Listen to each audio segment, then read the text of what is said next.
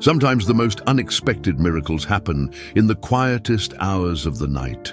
A struggling single father working the graveyard shift to keep his family afloat. A powerful CEO's daughter battling demons that money can't heal. When their worlds collide in the sterile corridors of Metropolitan General Hospital, a nightly ritual begins that will shatter everything both families thought they knew about love, sacrifice, and what it truly means to care for someone. In the shadows between midnight rounds, two broken souls will discover that healing doesn't always require medicine. Sometimes it just needs a gentle hand and a willing heart. What started as a desperate man's last resort for steady income becomes a journey that will expose family secrets, challenge the boundaries of social class, and prove that the most profound connections often bloom in the most unlikely places. Before we jump back in, tell us where you're tuning in from, and if this story touches you, make sure you're subscribed. Because tomorrow, I've saved something extra special for you. The fluorescent lights of Metropolitan General Hospital cast harsh shadows across the polished floors as Joseph Davis pushed his maintenance cart down the empty corridor. It was 2:47 a.m., and the world outside had long since surrendered to sleep, but Joseph's night was just beginning. His calloused hands gripped the mop handle tighter than necessary, each stroke across the linoleum floor a desperate attempt to scrub away more than just the day's accumulated grime. At 34, Joseph looked older than his years. Deep lines etched around his eyes spoke of countless sleepless nights, worry carved into every feature. His hospital uniform, navy blue scrubs that had seen better days, hung loose on his increasingly thin frame. The weight loss wasn't intentional. When you're choosing between groceries and keeping the lights on, food often came second. The overnight custodial position at Metropolitan General paid $16.50 an hour, barely enough to cover rent on their cramped two-bedroom apartment in the roughest part of Millbrook Heights. But it was the only job Joseph could find that offered health insurance, and after what happened to Marcus 6 months ago, health insurance wasn't optional anymore. Marcus. The thought of his 14-year-old son sleeping restlessly at home sent a familiar pang through Joseph's chest. The boy tried to hide it, but Joseph could see the way Marcus favored his left leg, the subtle wince when he thought no one was looking. The accident had been a freak occurrence, a poorly maintained school stairwell that gave way during Marcus's rush to make it to class on time. The surgery had saved his leg, but the medical bills had destroyed their financial stability. $23,000 in medical debt. The number haunted Joseph's dreams when he managed to get any sleep at all. Insurance had covered most of it, but most still left a mountain of debt that grew larger each month with interest and late fees. Joseph had tried to work multiple jobs, but Marcus needed supervision for his physical therapy appointments, and missing too many shifts at any one job meant losing that job entirely. The night custodial position was supposed to be temporary, just until Joseph could find something better, something that paid enough to dig them out of this hole. But 6 months had passed, and better felt more like a fairy tale than a possibility. Joseph's business management degree, earned through night classes while working 2 jobs after high school, gathered dust in a frame on Marcus's dresser. These days, potential employers saw the gap in professional experience and the desperate edge in Joseph's voice during interviews. Desperation, he'd learned, wasn't attractive to hiring managers. Joseph paused his mopping to check his phone. A text from Mrs. Patterson, their 70-year-old neighbor who watched Marcus during Joseph's overnight shifts, glowed on the cracked screen. Marcus doing homework. Says his leg feels better today. Made him eat dinner. Relief and guilt warred. In Joseph's chest, Mrs. Patterson refused to accept payment for watching Marcus, claiming she enjoyed the company. But Joseph knew the proud woman was living on a fixed income, and her kindness was just another debt he couldn't repay. Everything in his life had become about debt, financial, emotional, social. He owed everyone and could pay no one. The worst part wasn't the exhaustion or the constant worry about money. The worst part was watching Marcus pretend everything was fine. The boy had stopped asking for things: new clothes, school supplies, the gaming console his friends talked about. Marcus had grown quiet, mature beyond his years, carrying a burden that no teenager should have to bear. He never complained about their cramped apartment or the generic brand cereal they ate for dinner some nights. Instead, he threw himself into his studies, as if academic achievement could somehow solve their problems. "I'm going to get a scholarship," Marcus had declared just last week, his young face set with determination that broke Joseph's heart. "Full ride. You won't have to worry about college money." Joseph had smiled and ruffled his son's hair, but inside he felt like he was drowning. Marcus shouldn't have to worry about scholarships or college money. He should be worried about typical teenage things: sports, friends, maybe a first crush. Instead, he was planning his future around his father's failures. The hospital corridors stretched endlessly before Joseph as he continued his rounds. Room after room of sleeping patients, each one representing someone else's crisis, someone else's moment of desperation. But they had insurance that worked, families that could afford the best care, lives that would continue seamlessly after their recovery. Joseph cleaned around their privilege, invisible to their world of comfort and security. His shift supervisor, Randy Coleman, was a decent enough man who looked the other way when Joseph occasionally had to take calls about Marcus's appointments. But Randy had made it clear that the custodial staff was expendable. Budget cuts were always looming, and senior employees like Joseph, despite only 6 months on the job, were expected to work faster, cover more ground, and never complain. "Economy's rough out there," Randy had mentioned just yesterday, his tone casual but the message clear. "Lot of people would be grateful for steady work like this." Joseph got the message. Keep your head down, work harder, and don't rock the boat. So he pushed his cart a little faster, stayed a little later, and swallowed his pride a little deeper each night.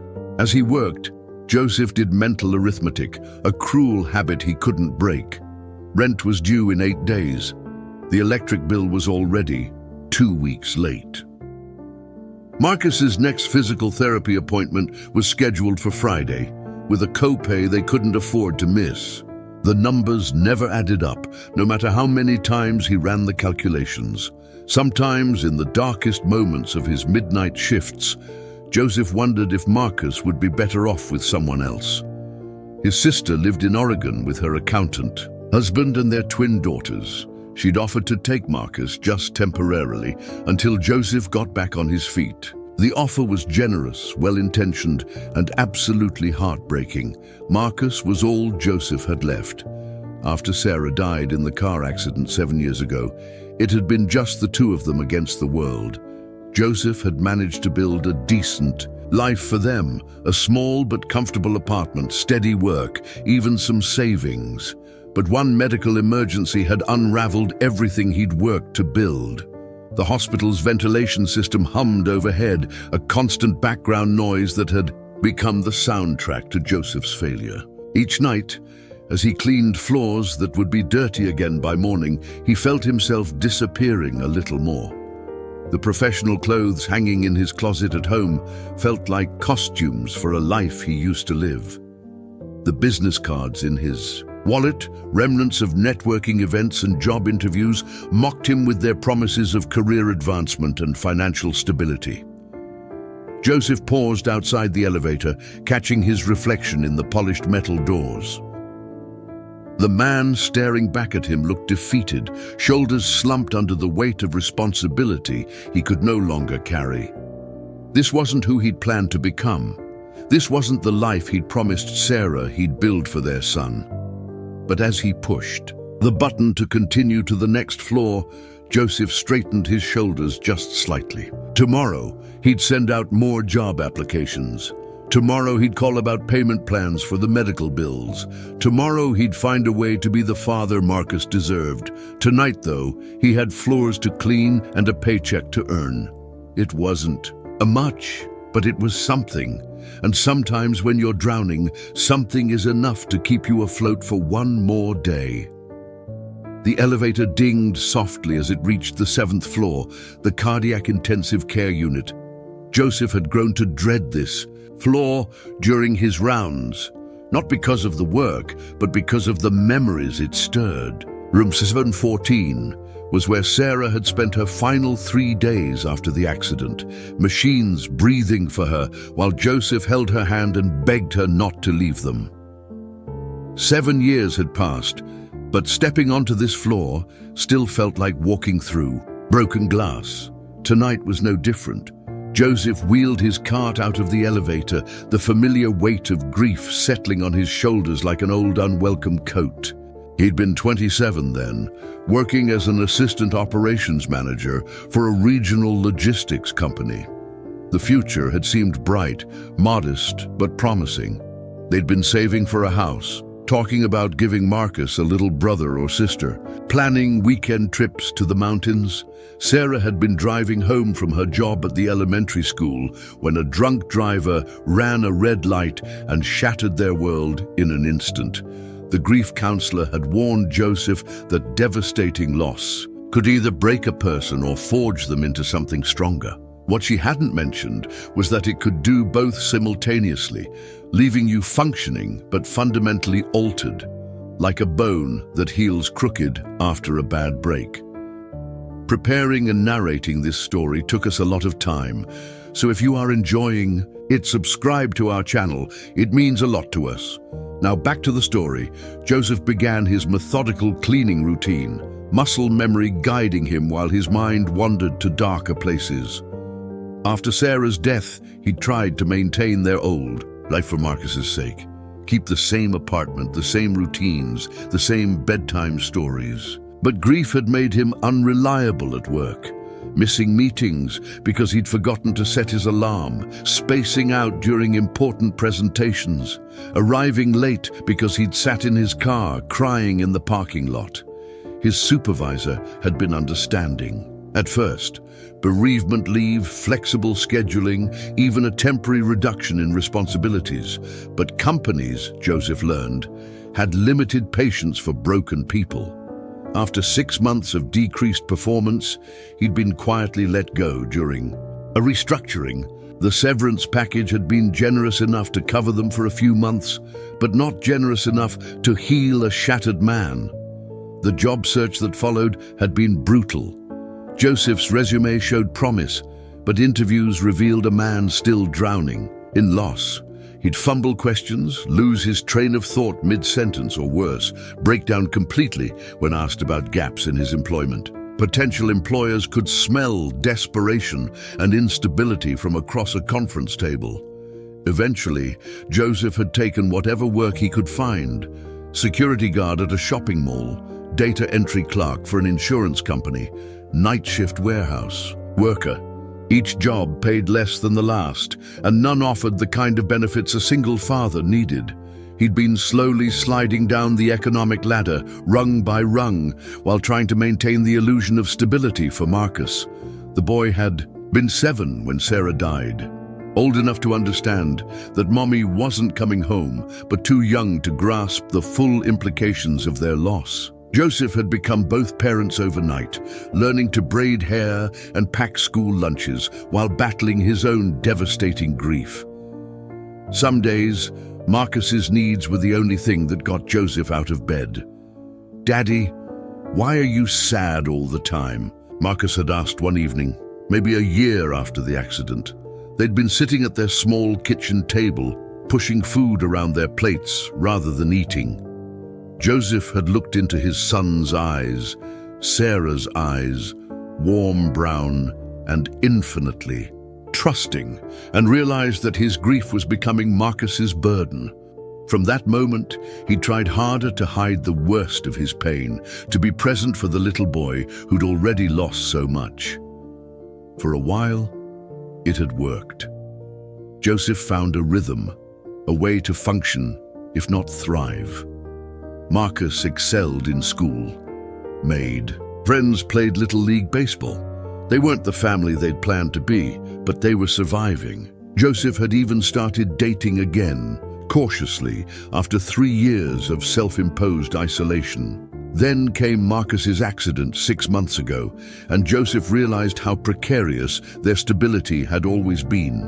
One medical emergency had exposed the truth. They'd been living paycheck to paycheck, one crisis away from disaster. The comfortable middle-class life Joseph thought he'd rebuilt for them had been an illusion, held together by wishful thinking and willful blindness to their financial reality.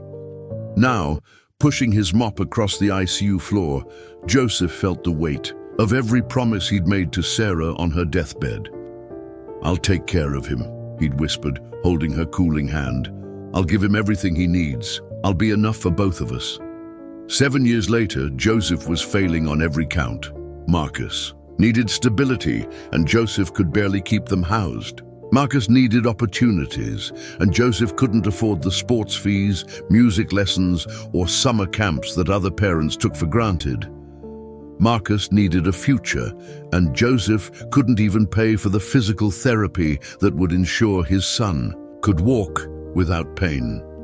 The worst part was watching Marcus adapt to their circumstances with the resilience that only young people possessed. The boy had learned to shop at thrift stores without complaint, to accept generic brands without question, to understand that maybe next month usually meant never.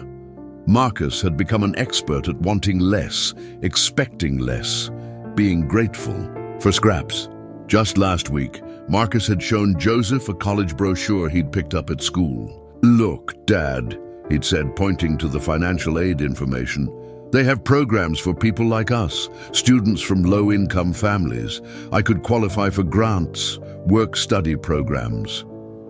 Joseph had smiled and nodded, but inside, his heart had shattered. His 14-year-old son was already planning his life around their poverty, already accepting that he'd have to fight for every opportunity that other teenagers took for granted. Sarah would have been devastated to see them like this. She'd grown up poor herself, the daughter of a single mother who cleaned houses to pay rent. Sarah had sworn their future family would be different. Secure, stable, free from the constant worry about money that had defined her youth. "Our son will never have to choose between school supplies and lunch money," she'd said once, rubbing her pregnant belly while they'd painted the nursery. "He'll never have to wear shoes with holes in them or pretend he's not hungry because there's no food in the house." But here they were, and Marcus was learning all the lessons Sarah had hoped to spare him. How to stretch a dollar until it screamed. How to smile when other people complained about problems that seemed impossibly luxurious. How to carry shame like a secret, invisible to everyone but yourself. Joseph paused his cleaning to check his phone again. Another text from Mrs. Patterson. Marcus fell asleep doing homework at kitchen table. Covered him with blanket. "He's a good boy, Joseph. You're doing better than you think." The kindness in her words hit Joseph like a physical blow. He leaned against the wall, struggling to breathe around the tightness in his chest. He wasn't doing better than he thought. He was failing, slowly but surely, and the only person who couldn't see it was the boy who depended on him most. Tomorrow was Marcus's physical therapy appointment. The copay was $60 they didn't have. But Joseph would find a way. He always found a way, even if it meant choosing between gas for the car and groceries for the week. Marcus's recovery was non-negotiable. Even if everything else in their life was falling apart, Joseph resumed his work, each sweep of the mop a small act of defiance against the circumstances trying to defeat them. He might be cleaning floors at 3 a.m., but he was earning money. He might be exhausted and overwhelmed, but he was still standing. He might be failing at everything else, but he was still fighting. The promise he'd made to Sarah echoed in his mind with every step. I'll be enough for both of us. 7 years later, Joseph was still trying to figure out what enough looked like. But as long as Marcus was safe, healthy, and loved, he'd keep trying, even if it killed him. It was approaching 4 a.m. when Joseph reached the 10th floor, the private wing, where Metropolitan General housed its most affluent patients. The floors here were marble instead of linoleum, the walls adorned with original artwork instead of generic hospital prints. Even the air seemed different, less antiseptic, and more like the lobby of an expensive hotel. Joseph rarely encountered anyone on this floor during his shifts. The wealthy patients slept soundly behind closed doors, attended by private nurses who worked in whispered efficiency.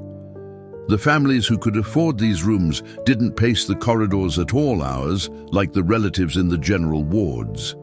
They had comfortable suites, catered meals, and the kind of confidence that came from knowing money could solve most problems. Tonight felt different, though. As Joseph rounded the corner near the elevator bank, he heard something that made him pause. Soft crying, barely audible above the hum of the ventilation system. It was the sound of someone trying very hard not to be heard, the kind of quiet desperation that Joseph recognized from his own darkest moments. He followed the sound down the hallway, his rubber-soled shoes silent on the polished marble.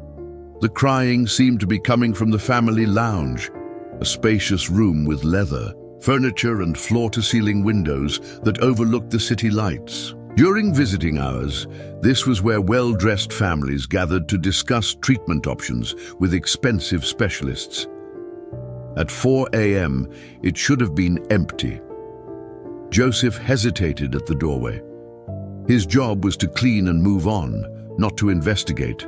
Every unusual sound, Randy had made it clear that custodial staff should be invisible, especially on the private floors where discretion was paramount.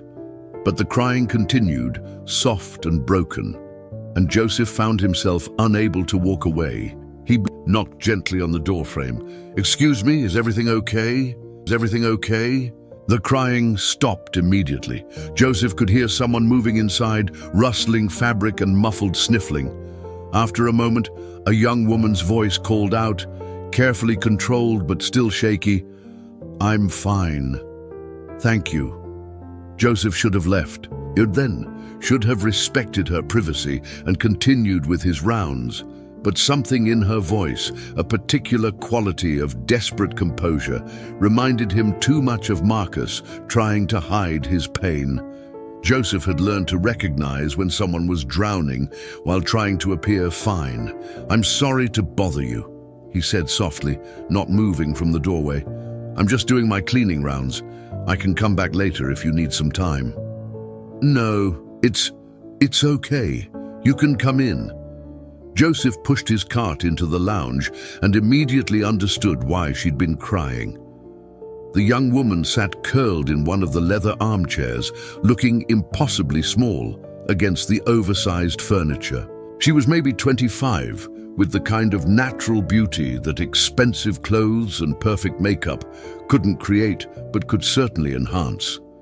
Tonight, though, her designer dress was wrinkled. Her carefully styled hair had come loose from its pins and her face was blotchy from crying, but it was her eyes that stopped Joseph cold.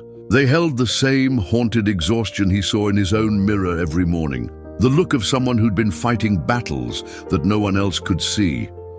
"I'm sorry," she said, hastily wiping her face with tissues from an expensive leather purse. "I know I shouldn't be here this late. I can leave if you need to clean." "No need to apologize," Joseph said gently, beginning to dust the side tables with movements that were more automatic than necessary. "Sometimes the quiet hours are the hardest." She looked at him with surprise, as if she wasn't used to hospital staff speaking to her like a person rather than a problem to be managed. "You work nights?" "Every night," Joseph confirmed, moving to empty a small wastebasket. "Been doing the overnight shift here for about 6 months now. That must be difficult, being away from your family all night." Joseph paused in his work. Most people on this floor didn't make small talk with the cleaning staff, didn't ask personal questions or seem genuinely interested in the answers. "It has its challenges," he said carefully, "but we all do what we have to do." The young woman nodded, and Joseph caught something in her expression, a flicker of understanding that suggested she knew something about doing what you had to do, even when it wasn't what you wanted. "I'm Harper," she said suddenly, as if the name had escaped before she could stop it. "Joseph." He straightened up from his dusting, taking a moment to really look at her. Up close, he could see that her expensive dress couldn't hide how thin she'd become, how her collarbones stood out sharply above the neckline. Her hands shook slightly as she clutched the tissues, and Joseph recognized the tremor. He'd seen it in patients dealing with severe stress or illness. "Are you visiting someone?" he asked, though he immediately regretted the question. On this floor, visiting someone usually meant watching them die slowly and expensively. Harper's face crumpled slightly before she regained control. "My father, he's been here for 3 weeks now. The doctors say he's stable, but..." She trailed off, but Joseph understood. Stable wasn't the same as getting better. Stable was medical speak for not dying today, but we can't promise tomorrow. "I'm sorry," Joseph said, and meant it. "It's hard, watching someone you love suffer." Harper looked up at him sharply, something shifting in her expression. "You sound like you know." Joseph leaned against his mop handle, studying this young woman who sat alone in a family lounge at 4 a.m., crying where she thought no one would see. "Lost my wife 7 years ago. Car accident. She spent 3 days in the ICU before..." He stopped, surprised that he'd shared something so personal with a stranger. "I'm sorry," Harper whispered, and the genuine sympathy in her voice caught Joseph off guard. People usually offered perfunctory condolences when they learned about Sarah. Quick expressions of sympathy that were more about their own discomfort than his loss. But Harper's response felt different, like someone who understood that grief wasn't something you got over, just something you learned to carry. They sat in comfortable silence for a moment, two people who'd found themselves in the quiet spaces between midnight and dawn, both carrying burdens that felt too heavy to bear alone. "Do you mind if I ask?" Harper began hesitantly, then stopped herself. "Never mind, it's not my business." "Go ahead," Joseph found himself saying. "At 4 a.m., normal rules don't really apply." Harper smiled slightly at that, the first real smile he'd seen from her. "I was going to ask, what brought you here? To this job, I mean. You seem like you might have done something else before." Joseph considered the question. He could give her the simple answer: medical bills, desperate circumstances, limited options. But something about Harper's presence, her genuine interest, made him want to be honest. "I used to work in business management," he said. "Had a job, decent salary. After Sarah died, I kind of fell apart. Lost the job, couldn't find anything comparable. Been working my way down the ladder ever since." He paused. "My son needs insurance for his medical treatments, and this job provides that. Sometimes you do what you have to do for the people you love." Harper nodded slowly, her eyes never leaving his face. "The people you love," she repeated softly. "Yes, I understand that." There was something in her tone, a weight, a resignation that made Joseph study her more carefully. She spoke like someone much older than her apparent years, like someone who'd learned difficult lessons about love and sacrifice and the prices both extracted. "Your father," Joseph said gently. "Is he Richard Wilson?" Harper said, and Joseph felt his breath catch. Richard Wilson, CEO of Wilson Healthcare Systems, one of the largest hospital networks in the state. His face had been on the cover of business magazines, his company worth billions. "You're Harper Wilson," Joseph said, the pieces falling into place. The private floor, the expensive clothes, the way the nurses had been whispering in the hallways about their VIP patient in room 1012. Harper's face closed off immediately, walls slamming back into place. "I should go," she said, standing quickly and reaching for her purse. "Wait," Joseph said, not sure why he was stopping her. "I'm sorry, I didn't mean to. I don't care who your father is. I just saw someone who was hurting, and I wanted to help." Harper paused, her hand on her purse strap, studying his face as if searching for deception. Whatever she saw there must have satisfied her, because her shoulders relaxed slightly. "People usually care very much who my father is," she said quietly. "It's usually the only thing they care about." Joseph thought about that, about what it might be like to have your identity so tied to someone else's success that people couldn't see you as an individual. "Must be lonely," he said finally. Harper's eyes filled with tears again, but she blinked them back. "You have no idea." The silence stretched between them, heavy with unspoken understanding. Joseph continued his cleaning routine, but his movements were slower now, more thoughtful. He'd learned to recognize when someone needed space to talk. And Harper Wilson, despite her wealth and privilege, looked like someone who'd been carrying secrets for far too long. 3 weeks, Harper said finally, her voice barely above a whisper. "He's been unconscious for 3 weeks. The doctors keep saying he's stable, that his vitals are good, but he won't wake up." Joseph paused in his dusting. "What happened?" Harper's laugh was bitter, devoid of any humor. "Heart attack. At the office, of course. He was working late, reviewing quarterly reports when his secretary found him collapsed at his desk." She pressed her hands to her face. "Do you know what his last words to me were?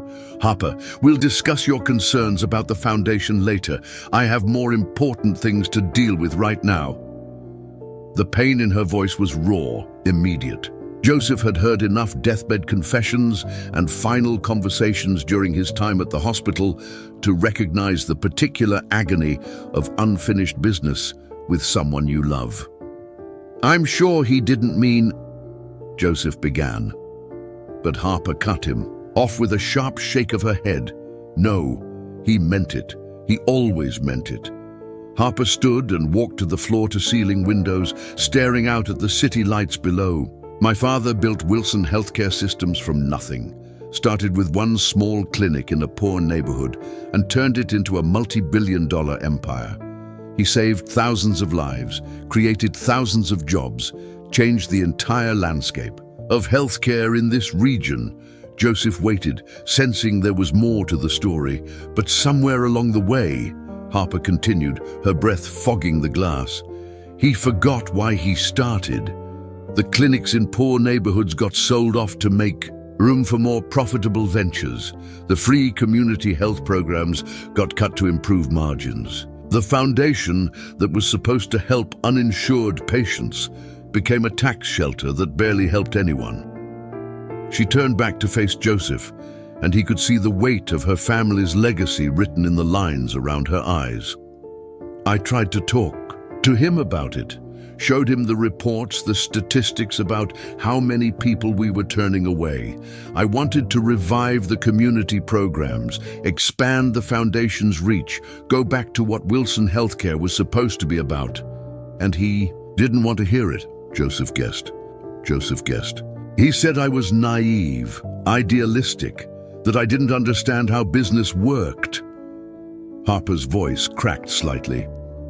"He said if I wanted to play with charity work, I could volunteer at someone else's organization, but Wilson Healthcare had shareholders to consider." Joseph found himself thinking about Marcus's medical bills, about all the families he'd met in waiting rooms who were choosing between treatment and bankruptcy. The Wilson name was on half the buildings in this hospital, but he'd never connected it to the young woman crying alone at 4 a.m. "So you've been fighting him on this," Joseph said. It wasn't a question, Harper nodded. "For 2 years, every board meeting, every family dinner, every conversation we had, I kept pushing, kept showing him the data, kept begging him to remember. why he became a doctor in the first place. She wiped her eyes with the back of her hand. The night he had his heart attack, I'd finally gotten the board to agree to review my proposal for expanding the foundation. Dad was furious, said I'd gone behind his back, undermined his authority. That's when he said those words to you. Those were the last words my father may ever say to me, Harper whispered, and they were about how I wasn't important enough for his time. Joseph stopped pretending to clean and gave Harper his full attention. You know that's not true, right? About you not being important. Harper's smile was sad and tired. Do I? I've spent my entire adult life trying to prove myself, worthy of his respect, worthy of a voice in the company that bears our family name. I have an MBA from Wharton, a medical degree I never used because he said the business needed me more, and 5 years of experience running hospital operations. But to him, I'm still just his little girl playing with ideas above her understanding. The frustration in her voice was familiar to Joseph, the same tone Marcus used when talking about his father's struggles, the same sense of being seen as less capable than you knew yourself to be. What's the foundation supposed to do? Joseph asked. Your proposal, I mean. Harper's eyes lit up slightly, the first real spark of passion Joseph had seen from her. Everything we used to do and more. Free clinics in underserved neighborhoods, sliding scale payment programs for families who make too much for Medicaid but not enough for private insurance, mobile health units for rural communities, mental health support for teenagers, addiction treatment programs that actually focus on recovery instead of just profit. Joseph felt his chest tighten. Programs like that might have saved his family from their current situation. If Wilson Healthcare had offered sliding scale payments or financial assistance, Marcus's surgery might not have bankrupted them. Sounds like it could help a lot of people, he said carefully. Thousands, Harper said with conviction. Maybe tens of thousands if we do it right. The money is there. Wilson Healthcare had record profits last year. We could fund these programs without impacting shareholder dividends at all. But Dad, she trailed off, her shoulders sagging. But your father saw it as throwing money away. He saw it as my attempt to turn his life's work into a charity. Harper returned to her chair, suddenly looking exhausted. Maybe he was right. Maybe I am naive. Maybe you can't run a successful business and still prioritize helping people over profit margins. Joseph thought about his own son, about Mrs. Patterson watching Marcus for free because she understood what it meant to need help. He thought about Randy Coleman, who looked the other way when Joseph needed to take personal calls. He thought about Harper herself, sitting alone in a hospital lounge at 4 a.m., crying over a father who'd dismissed her dreams of helping people.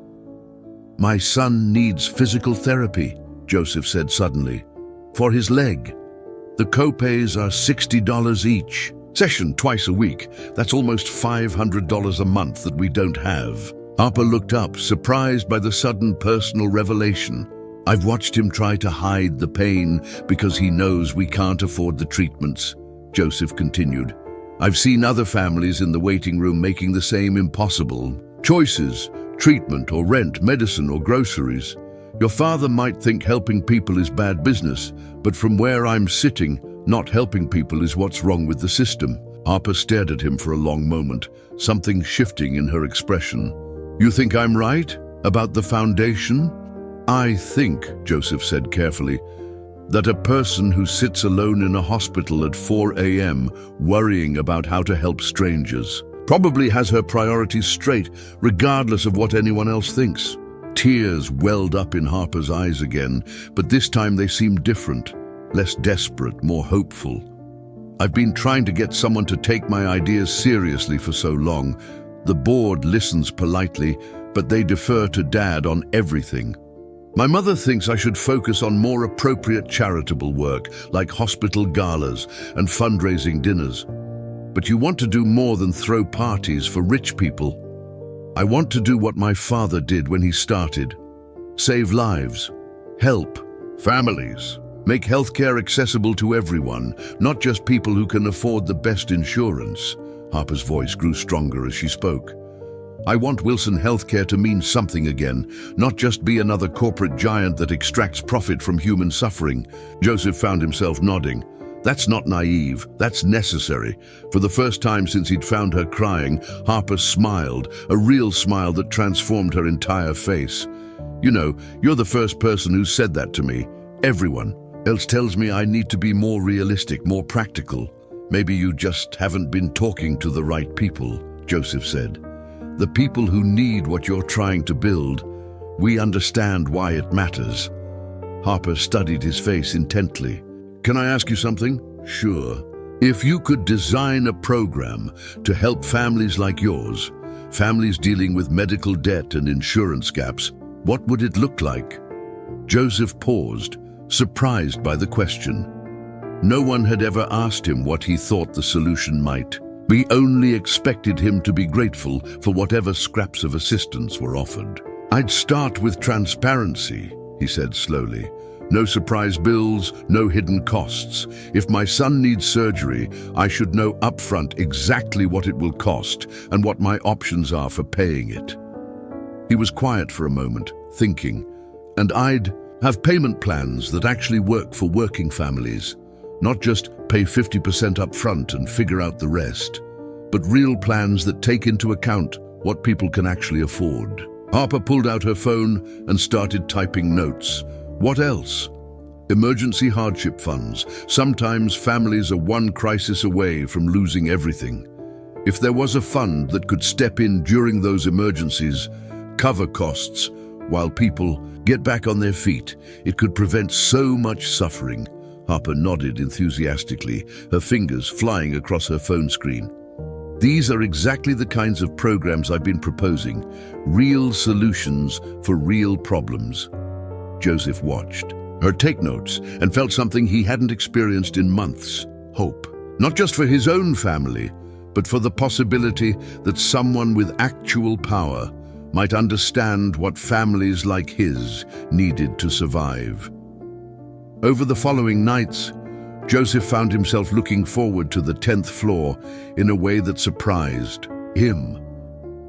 Harper had begun staying later into the early morning hours, and their conversations had evolved from chance encounters to something approaching routine. She would be waiting in the family lounge when he arrived, usually with her laptop open and papers scattered across the coffee table, working on proposals that her father would never see. It was Thursday night, technically Friday morning, when Joseph found Harper slumped over her computer, fast asleep. Her hair had fallen across her face, and her breathing was soft and even. Joseph stood in the doorway for a moment, debating whether to wake her or let her rest. The dark circles under her eyes had grown more pronounced each night, and he'd noticed the way her hands shook when she drank her coffee. Too much caffeine, too little sleep, too much stress. He decided to let her sleep and quietly began his cleaning routine, but as he moved around the room, Harper stirred, blinking in confusion before focusing on him. Joseph, what time is it? Almost 5, he said softly. I didn't want to wake you. You looked like you needed the rest. Harper sat up, wincing as her neck protested the awkward sleeping position. I must have dozed off. I was working on the budget projections for the mobile health units. She rubbed her eyes and looked around the room as if trying to remember where she was. When's the last time you went home? Joseph asked, noting the wrinkled state of her clothes, the same designer dress she'd been wearing 2 days ago. Harper's laugh was hollow. Home to what? An empty penthouse where I can pace around and worry about Dad in more expensive surroundings. She gestured toward the hallway. At least here I'm close to him. At least here I can pretend I'm doing something useful. Joseph paused in his dusting. You know the hospital has a family sleep room on this floor, right? With actual beds and showers? I tried that the first week, Harper said, stretching her cramped shoulders. But I kept having nightmares. At least out here, if something happens, I'll know right away. Joseph understood that fear, The terror of being absent during a crisis, of missing a final moment because you'd stepped away to take care of yourself. He'd spent those 3 days in the ICU with Sarah, sleeping in uncomfortable chairs, afraid to leave even for a few minutes. "Have you eaten anything today?" he asked. Harper looked genuinely confused by the question, as if eating was a concept she'd forgotten entirely. Maybe. There was a meeting with the lawyers yesterday afternoon, and someone ordered sandwiches." "Harper." Joseph's voice was gentle but firm. "You can't take care of your father if you don't take care of yourself." "I'm fine," she said automatically, but her stomach chose that moment to growl audibly, betraying her. Joseph made a decision. "Come with me." "What? Where?" "Staff break room. I bring dinner for my shift, but I always pack too much." It wasn't entirely true. Joseph's meals were carefully portioned to stretch his grocery budget, but Harper looked like she hadn't eaten a proper meal in days. Harper hesitated. "I shouldn't leave the floor. What if something happens? We'll be 2 minutes." "Away," Joseph said, "and you have your phone. The nurses know where to find you." Something in his tone must have convinced her, because Harper slowly gathered her papers and followed him down the hallway. The staff break room was small and utilitarian, nothing like the elegant family lounge, but it had a microwave, a refrigerator, and most importantly, privacy. Joseph opened his lunch bag and pulled out a container of homemade soup, one of the few meals he could make cheaply in large batches. "Mrs. Patterson made this," he said, not mentioning that he'd asked their neighbor for the recipe specifically because it was nutritious and inexpensive. "She's convinced I'm too skinny." Mrs. Patterson, our neighbor. "She watches Marcus during my overnight shifts." Joseph heated the soup in the microwave and found 2 clean bowls in the cabinet. "She's been a lifesaver since Marcus's accident. I don't know what we would have done without her." Harper accepted the bowl of soup gratefully, inhaling the steam. "It smells amazing. I can't remember the last time I had homemade anything." They sat at the small break room table, eating in comfortable silence for a few minutes. Joseph watched Harper take tentative sips that gradually became more enthusiastic as she realized how hungry she actually was. "This is really good," she said, looking up with surprise. "What's in it?" "Vegetables, chicken broth, some pasta. Nothing fancy, but it's filling and cheap to make." Joseph paused. "Mrs. Patterson taught me to cook after Sarah died, said Marcus needed more than frozen dinners and takeout." "She sounds wonderful." "She is.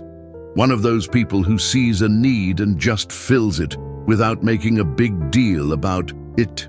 Joseph thought about his elderly neighbor, how she'd appeared at their door the day after Sarah's funeral with a casserole and an offer to help with Marcus whenever Joseph needed it.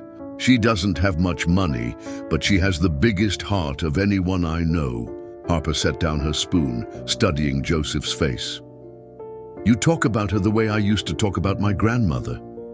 She was the one who taught me about medicine, about helping people. She'd volunteer at free clinics on weekends, even after working all week as a nurse." "Is she still around?" "No, she passed when I was in college." Harper's voice grew wistful. "She's the one who would have understood what I'm trying to do with the foundation. She always said that medicine was about service, not profit." Joseph could see the grief in Harper's expression, not just for her grandmother, but for the loss of someone who would have supported her dreams. "She'd be proud of you now, fighting for these programs." "I hope so. Sometimes I wonder if I'm just tilting at windmills, you know? Everyone keeps telling me I'm being unrealistic, that business doesn't work the way I want it to." "Maybe business doesn't," Joseph said, "but people do, and at the end of the day, hospitals are supposed to serve people." Harper nodded, finishing the last of her soup. "Can I ask you something?" "Sure." "What made you trust me that first night when you found me crying? You could have just done your job and left me alone." Why did you stop? Joseph considered the question. You sounded like Marcus when he's trying not to let me see him hurt, like someone who was carrying too much weight alone. He paused. And I guess I know what it's like to feel like you're fighting a battle nobody else understands. The medical bills, the job search, the constant worry about providing for Marcus. Sometimes it feels like the whole system is designed to keep people like me from getting ahead, no matter how hard we work. Harper leaned forward intently. That's exactly what I'm trying to change. The system shouldn't punish people for getting sick or for not being born wealthy. But changing systems is hard work, Joseph said, especially when the people running them benefit from keeping things the way they are. So what do? Just accept it? Joseph shook his head. You find ways to help where you can. Mrs. Patterson helps by watching Marcus. I help by working overnight so we have insurance. Small actions, but they matter. And I could help by funding programs that make healthcare accessible, Harper said, understanding dawning in her voice. You could, but first you have to survive long enough to make it happen. Joseph gestured toward her empty bowl. Which means eating regularly and getting some real sleep. Harper smiled. The first genuinely relaxed smile he'd seen from her. Is this what having a friend feels like? Someone who makes sure you eat soup and tells you uncomfortable truths. The word friend hit Joseph unexpectedly. He hadn't had a real friend since Sarah died. His world had narrowed to work, and Marcus, survival and responsibility. But sitting here with Harper, sharing soup and honest conversation, he realized how much he'd missed having someone to talk to who understood struggle without judgment. I think it might be, he said. Though I've been out of practice for a while. Me too, Harper admitted. Most people want to be my friend because of who my father is, what connections I might provide. It's been a long time since someone just saw me. They sat in comfortable silence. Two people who'd found an unexpected connection in the fluorescent-lit break room of a hospital at 5 a.m. Outside, the city was beginning to wake up. But in this small space, they'd created something rare, genuine, understanding between two very different lives. I should get back to my rounds, Joseph said eventually, though he was reluctant to break the moment. And I should check on Dad, Harper said. But she made no move to leave. Finally, Joseph stood and began clearing their bowls. Same time tomorrow night? Harper's smile was warm and grateful. I'll try to have eaten something by then. And maybe gotten some actual sleep. Don't push your luck, Harper said, but her tone was teasing rather than defensive. As they walked back toward the family lounge, Joseph realized that for the first time since Marcus's accident, he felt less alone in the world. And judging by the way Harper's shoulders had relaxed, by the first genuine laughter he'd heard from her, he suspected she felt the same way. The following Tuesday brought an unexpected crisis. Joseph was halfway through his shift when his phone buzzed with a text from Mrs. Patterson. Marcus has fever of 102, taking him to urgent care now. Don't panic, but thought you should know. Joseph's blood ran cold. Marcus hadn't been seriously ill since the leg injury, and the timing couldn't be worse. Joseph was scheduled to work until 6 a.m., and urgent care visits weren't covered by their insurance at the same rate as primary care appointments. Another unexpected medical bill they couldn't afford. He was standing frozen in the corridor, staring at his phone, when Harper appeared beside him. She'd taken to walking the halls during her sleepless nights and had developed an uncanny ability to sense when something was wrong. Joseph, what is it? My son, he said, his voice tight with worry. He's sick. High fever. My neighbor took him to urgent care, but I can't leave work and I can't afford. He stopped, realizing he was rambling. Harper didn't hesitate. Which urgent care center? East Side Medical, but Harper, I can't. You can't what? Be worried about your son? Harper was already pulling out her phone. I'm calling them now. You Don't understand. The insurance, the copays I can't pay for. Harper held up a hand to silence him as someone answered her call. Hello, this is Harper Wilson. You have a patient there, Marcus Davis, who was brought in tonight with a fever. I need to speak with the attending physician. Yes, I'll hold. Joseph stared at her. Harper, what are you doing? What any friend would do, she said matter-of-factly. Hello, doctor. Yes, this is Harper Wilson from Wilson Healthcare Systems. I'm calling about Marcus Davis. No, I'm not family, but I'm authorized to discuss his case on behalf of his father, who is currently at work. She covered the phone and whispered to Joseph, Is that okay? Can I talk to them for you? Joseph nodded, too stunned and worried to argue. Right, yes, I understand. A viral infection, probably flu, and the treatment plan. I see. And what's the expected cost for tonight's visit? Harper's eyebrows rose slightly. Put all charges on the Wilson Foundation account. Authorization. Code 7749 Alpha. Yes, that's correct. Full coverage. No, Dr. Matthews, this is legitimate. The patient is covered under our emergency assistance program. Thank you. She hung up and turned to Joseph, who was staring at her in shock. Viral infection, probably flu, she reported calmly. There, giving him IV fluids and fever reducers. Mrs. Patterson can take him home in about an hour, and he should be fine in a few days with rest. No charge for tonight's visit. Harper, Joseph said slowly, what did you just do? What did you just do? I used my father's foundation account to cover Marcus's medical expenses, she said, as if it were the most natural thing in the world. It's exactly the kind of emergency assistance the foundation is supposed to provide.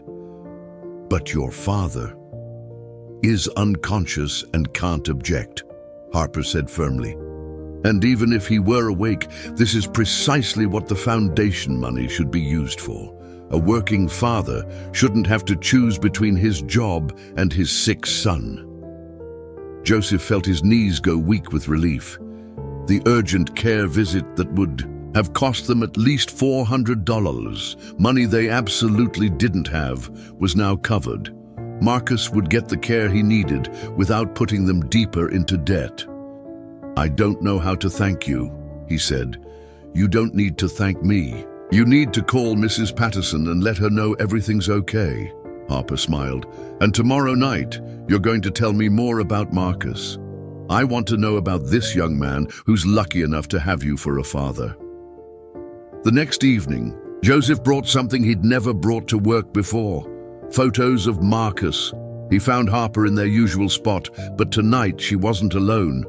She was video chatting with someone on her laptop, and Joseph could hear a young woman's voice coming through the speakers. And then Professor Williams said my thesis proposal was surprisingly insightful, which I think was supposed to be a compliment. The voice was animated, clearly excited about something. It was definitely a compliment, Harper said, laughing. Professor Williams doesn't give out praise lightly. I'm so proud of you, Chloe. Joseph hesitated in the doorway, not wanting to interrupt, but Harper spotted him and waved him over. Chloe, I want you to meet my friend Joseph. Joseph, this is my cousin Chloe. She's finishing her senior year at Northwestern, pre-med. A young woman with Harper's dark hair and bright eyes appeared on the screen. Hi, Joseph.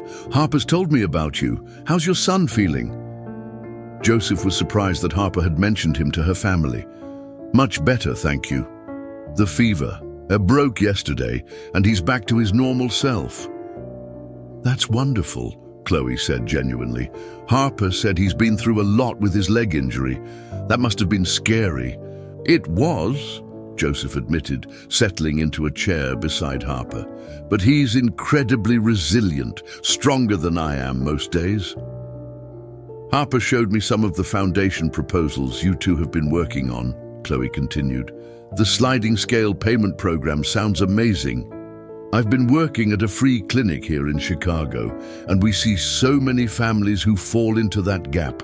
Too much income for assistance, not enough for private insurance. Joseph looked at Harper with surprise. You've been working on the proposals? Harper's cheeks colored slightly. I incorporated some of the ideas we discussed: the emergency hardship fund, the transparent pricing, the payment plans that actually work for families. I hope that's okay.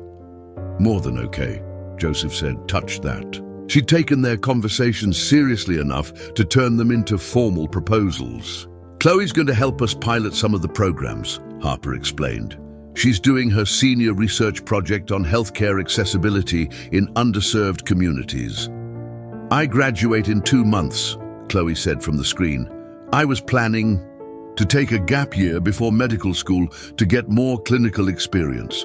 Harper suggested I could spend that year helping launch the new foundation programs. Joseph could see the family resemblance now, not just in their features, but in their shared passion for helping others.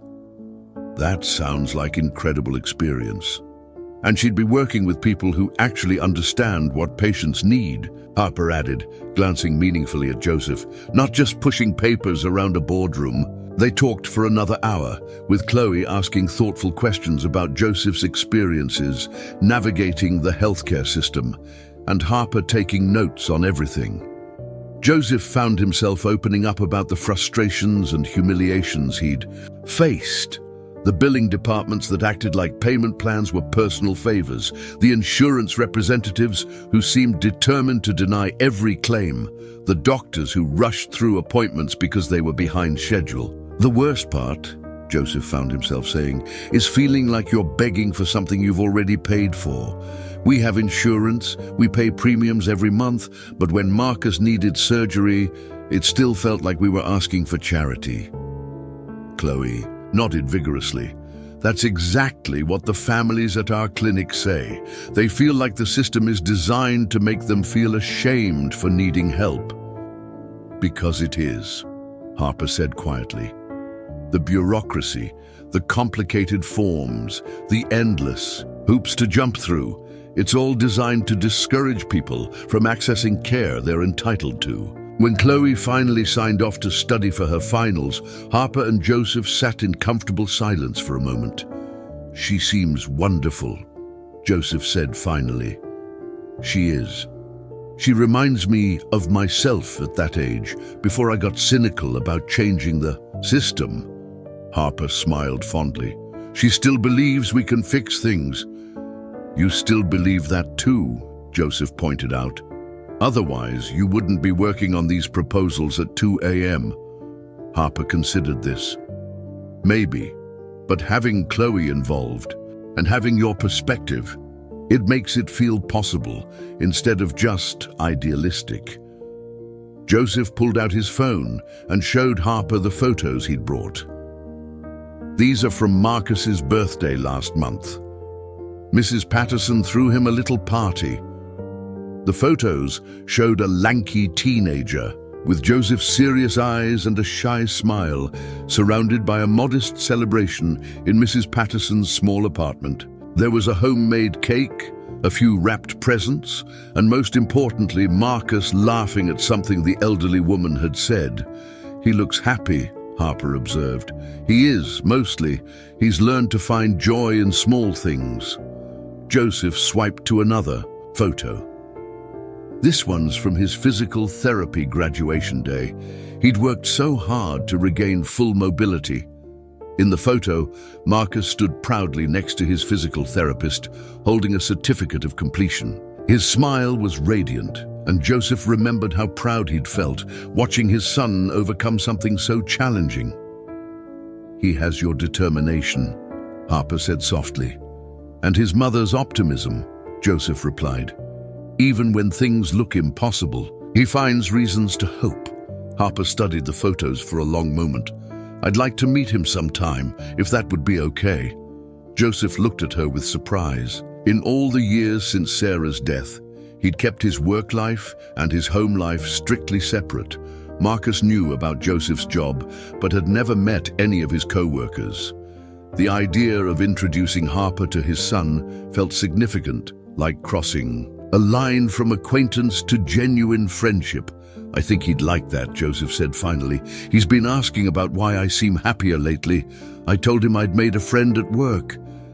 Just a friend? Harper teased gently. Joseph smiled. A very good friend. The tranquil rhythm of their late-night conversations shattered on a cold Thursday morning when Joseph arrived at the hospital to find the 10th floor buzzing with unusual activity. 3 men in expensive suits stood outside Richard Wilson's room, speaking in hushed tones with Dr. Matthews, the attending physician. Their body language was aggressive, territorial, and Joseph immediately recognized the type, corporate executives who were used to getting their way through intimidation and money. Harper was nowhere to be seen, which struck Joseph as odd. For the past 3 weeks, she'd been a constant presence on the floor, rarely leaving, except for brief trips home to shower and change clothes. Joseph continued his cleaning routine, but he kept one eye on the cluster of suits, his instincts telling him that something was very wrong. 20 minutes later, Harper emerged from the elevator, and Joseph could see trouble written across her face.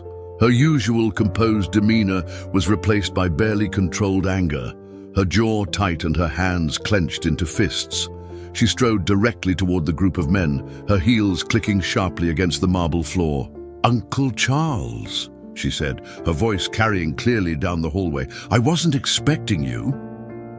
The tallest of the 3 men turned toward her, and Joseph could see the family resemblance immediately, the same aristocratic features. But where Harper's face usually held warmth and compassion, this man's expression was cold and calculating. "Harper," Charles Wilson replied, his tone formal and dismissive. "We need to discuss the situation." What situation would that be? Harper's voice was deceptively calm, but Joseph could hear the steel underneath. "Your father's condition has been stable for 3 weeks, with no signs of improvement," another man interjected. He was shorter than Charles, with the soft look of someone who'd spent his career behind a desk. "The board is concerned about the leadership vacuum at Wilson Healthcare. Decisions need to be made." Joseph moved closer, pretending to dust a nearby table while straining to hear the conversation. "My father is still alive," Harper said firmly, "and I'm perfectly capable of handling day-to-day operations until he recovers." Charles Wilson's laugh was harsh and condescending. "You're 25 years old with no real business experience. Outside of your pet charity projects, the board has voted to appoint interim leadership until Richard either recovers or—" He left the sentence hanging. "Or until you have him declared incompetent," Harper finished, her voice rising slightly. "Is that what this is about? You couldn't wait for him to wake up. This is about protecting the company our family built," the 3rd man said. Joseph recognized him now, Robert Thompson, Wilson Healthcare's CFO, whose photo had been in the business pages regularly over the past few years. "Your father's medical expenses alone are costing the company thousands of dollars per day. The board has legitimate concerns about fiscal responsibility." Harper's face went white. "You're talking about pulling his life support for financial reasons." "We're talking about making practical decisions," Charles replied. "Richard has been unconscious for 3 weeks. The neurologists say there's less than a 20% chance of meaningful recovery. Meanwhile, Wilson Healthcare stock has dropped 12% since news of his condition became public." Joseph felt his stomach clench. These men were discussing ending Richard Wilson's life as if it were a quarterly budget decision. He thought about Harper, sitting vigil night after night, fighting for programs to help families like his, and now having to fight for her own father's life against his own brother. "The board meeting is scheduled for Monday," Thompson continued. "We'll be voting on interim leadership and other matters." "What other matters?" Harper demanded. Charles and Thompson exchanged a look that made Joseph's blood run cold. "The foundation. Programs you've been proposing," Charles said with obvious distaste. "The board has reviewed your latest submissions, and we've determined they're not in the company's best interests. Too much financial risk, too little return on investment." "Those programs could help thousands of people," Harper said, her voice shaking with fury. "Those programs could bankrupt us if implemented on the scale you're suggesting," Thompson replied. "The board has decided to suspend all Foundation operations pending a full financial review." Joseph watched Harper's face crumble as months of work, of hope, of planning for a better future were dismissed with a few casual sentences. But then her expression hardened, and Joseph saw something fierce and determined flash in her eyes. "You can't do this," she said quietly. "Dad may be unconscious, but he's still the majority shareholder. He's still the CEO." "Actually," Charles said with a cruel smile, "we can. Richard signed power of attorney documents 5 years ago when he had his first minor heart episode. In the event of his incapacitation, decision-making authority falls to the board of directors."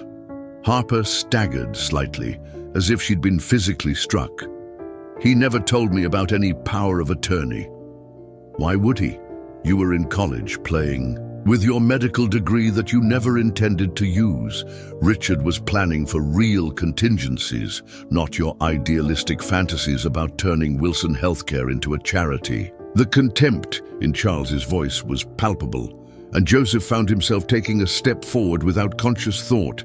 He caught himself and forced himself to remain in place, but his hands were clenched around his mop handle hard enough to make his knuckles ache. "There's more," Thompson said, pulling out a manila folder. "We've been reviewing recent Foundation expenditures, and we've found some irregularities." Harper's face went pale. "What kind of irregularities?" "Unauthorized payments to individuals not covered under our assistance programs. Medical bills paid without proper documentation or approval. Essentially, you've been using Foundation funds as your personal charity account." Joseph's heart stopped. They were talking about Marcus's urgent care visit, the bill that Harper had covered without hesitation. She'd said it was exactly what the Foundation was supposed to do, but apparently her uncle and the board disagreed. "Those were legitimate emergency assistance payments," Harper said, but her voice lacked its earlier conviction. "Without board approval, without proper documentation, without following established protocols." Charles ticked off the violations on his fingers. "That's embezzlement, Harper, theft of corporate funds." "It was helping people who needed help," Harper said desperately. "It was using the Foundation for its intended purpose. Its intended purpose is to provide tax benefits for Wilson Healthcare while maintaining our corporate image," Thompson said bluntly. "Not to fund your personal crusade to save the world." Joseph felt sick. Harper had risked everything to help his family, and now she was being threatened with criminal charges for an act of kindness. "The board is prepared to overlook these indiscretions," Charles continued, "provided you agree to step back from any involvement in company operations. Focus on your art classes, your charity galas, the kinds of activities appropriate for someone in your position. And if I don't agree, then we'll be forced to pursue legal action for misuse of corporate funds.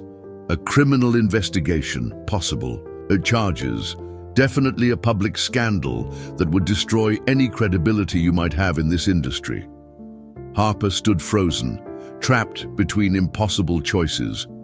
Joseph could see her weighing her options, calculating the cost of fighting versus the cost of surrendering. "You have until Monday to decide," Charles said, checking his expensive watch. "The board meeting is at 9 a.m. We expect your resignation letter on the table, along with a commitment to cease all involvement in Wilson Healthcare operations." So, 3 men walked away, leaving Harper standing alone in the hallway. Joseph watched her shoulders shake as the full weight of their threats settled over her. Everything she'd worked for, everything she'd dreamed of accomplishing, had just been ripped away by men who saw compassion as a corporate liability. Joseph abandoned his cleaning cart and approached her carefully. "Harper," she turned toward him, and he could see tears streaming down her face.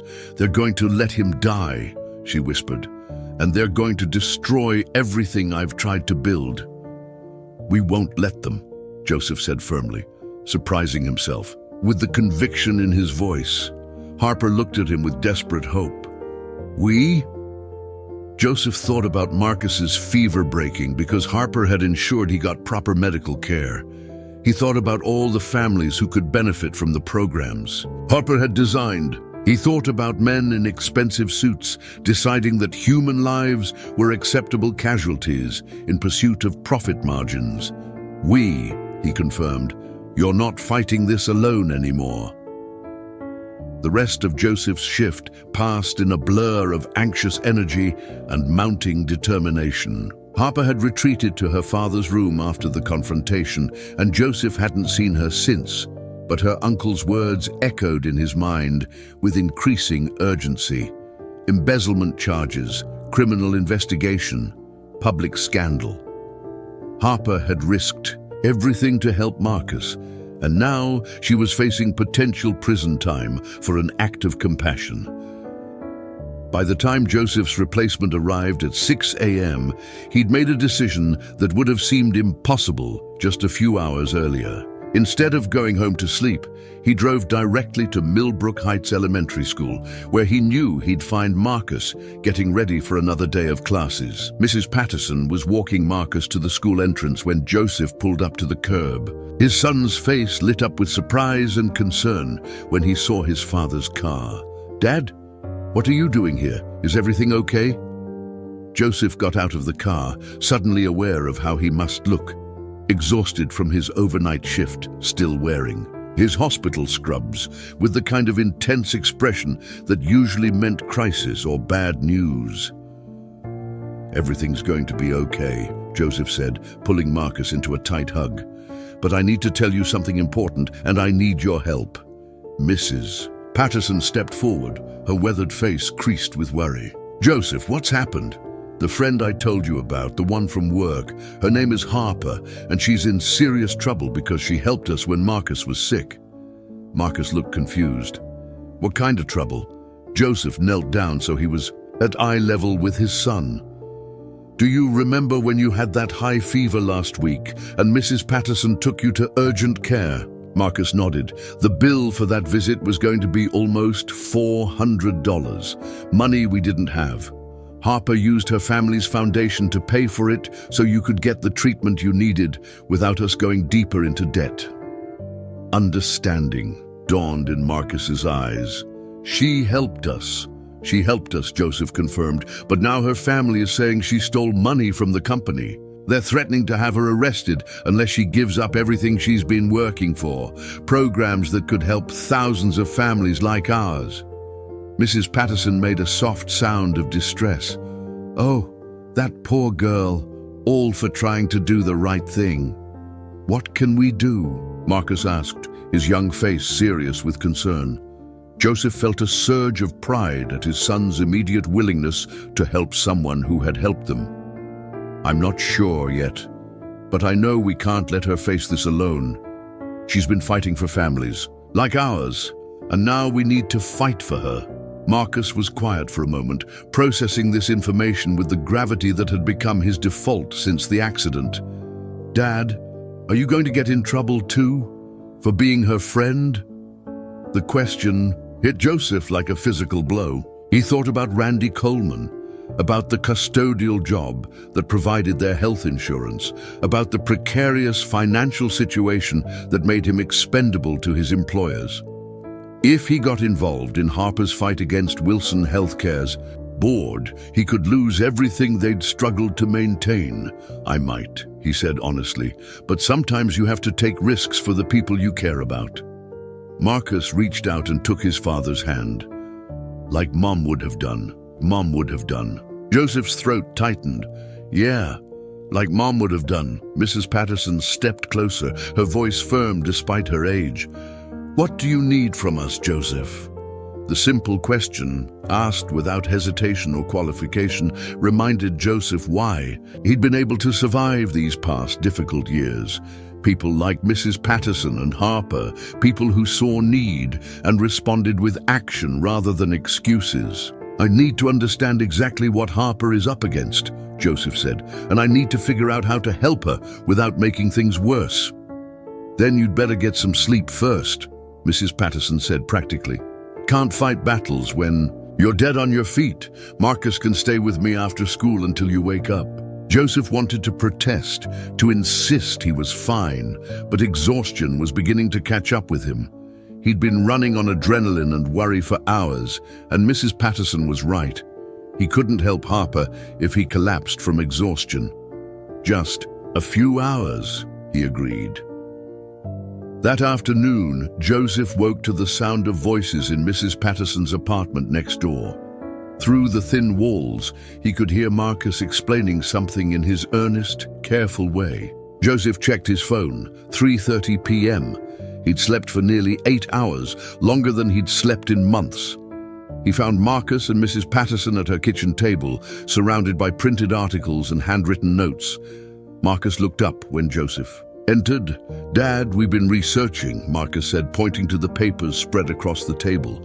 "Mrs. Patterson helped me print out articles about Wilson Healthcare and Harper's family." Mrs. Patterson poured Joseph a cup of coffee and gestured for him to sit down. "That girl is in more trouble than you might realize, Joseph. Her uncle Charles has been trying to push her out of the company for years." Joseph accepted the coffee gratefully and examined the articles Marcus had found. Business journal pieces about Wilson Healthcare's expansion, profiles of Richard Wilson, financial reports showing the company's growing profits alongside decreasing charitable contributions. "Look at this," Marcus said, pointing to an article from 2 years ago. "Harper's been trying to get the board to approve these foundation programs since she graduated college. But every time she proposes something, her uncle blocks it." Joseph read the article, which featured a photo of Harper at a medical conference, presenting research on healthcare accessibility in underserved communities. She looked younger, more hopeful, less worn down by corporate politics and family conflict. "And look at this," Mrs. Patterson added, showing Joseph another article. "Charles Wilson has been buying up shares in the company for the past 3 years. He's trying to gain enough control to oust his brother and take over as CEO." Joseph felt the pieces clicking together. Richard's heart attack gave him the opportunity he's been waiting for. "Exactly," Marcus said. "If Harper's dad doesn't wake up, or if they declare him incompetent, Charles becomes the majority shareholder. He can do whatever he wants with the company." Joseph stared at the evidence spread across Mrs. Patterson's table. Harper wasn't just fighting for her foundation programs. She was fighting for her father's life and legacy against a man who'd been planning this takeover for years. "There's something else," Mrs. Patterson said quietly. "I called my friend Dorothy, who works in billing at Metropolitan General. She says Charles Wilson has been meeting with the hospital's finance committee, discussing Richard's care costs." Joseph's blood ran cold. "He's pressuring them to recommend ending life support." "Dorothy thinks so. She says the committee is scheduled to review Richard's case next week, right after the board meeting." Marcus looked between the adults, his young face troubled. "So if Harper doesn't give up on Monday, they'll have her arrested. But if she does give up, they'll let her dad die anyway." "That's about the size of it," Mrs. Patterson said grimly. Joseph stood up, pacing to the window. Outside, the afternoon sun was shining on a world that seemed oblivious to the life and death struggle happening within the walls of Metropolitan General Hospital. Somewhere across town, Harper was probably sitting alone in that family lounge, weighing impossible choices while her father lay unconscious, unaware that his own brother was plotting to end his life for profit. "We have to do something," Joseph said, turning back to Mrs. Patterson and Marcus. "What can we do?" Marcus asked. "We're not rich or powerful like them." Joseph thought about that, about power and money and influence. Harper had all of those things, at least in theory, but they weren't helping her now. Her own family was using their resources against her, trapping her with legal threats and corporate maneuvering. But Joseph had something different. He had relationships built on genuine care rather than financial interest. He had Mrs. Patterson, who helped because helping was the right thing to do. He had Marcus, who was willing to fight for someone who had shown them kindness. He had co-workers at the hospital who saw him as a person, not just a cleaning crew member. "Maybe we don't need to be rich or powerful," Joseph said slowly.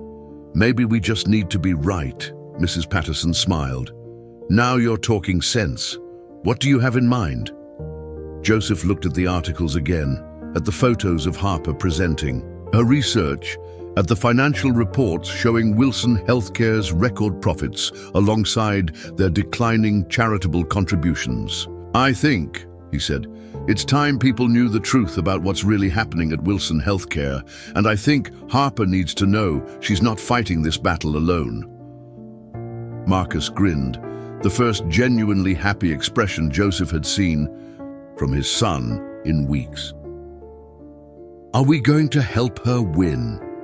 Joseph thought about Sarah, about the promises he'd made at her bedside, about the kind of man he wanted to be for his son.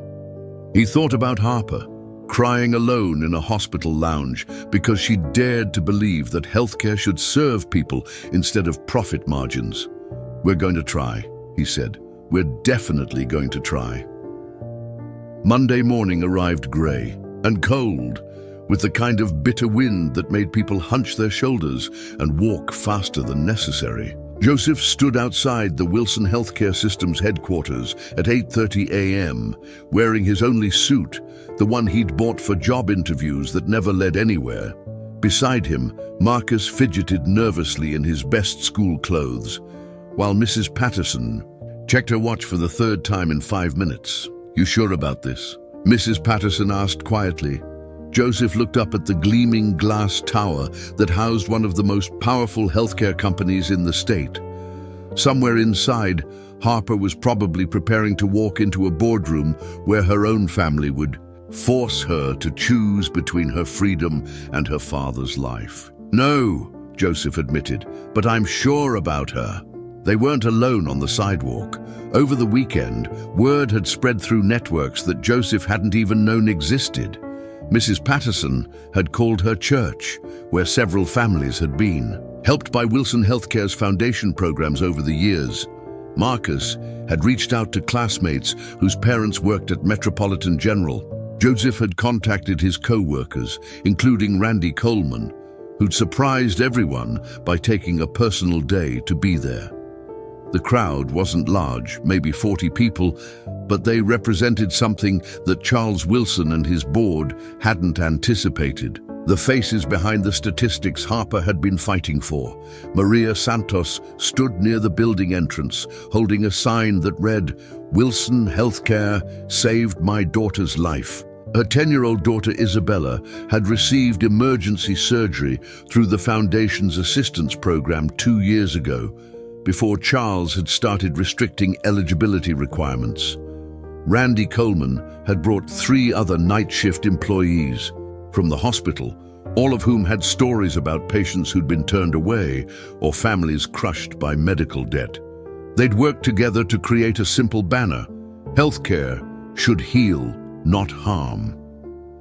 But the most powerful presence was Chloe, Wilson, Harper's cousin, who had driven down from Northwestern University with a van full of pre-med students. She'd been in contact with Harper over the weekend, and her face was set with grim determination.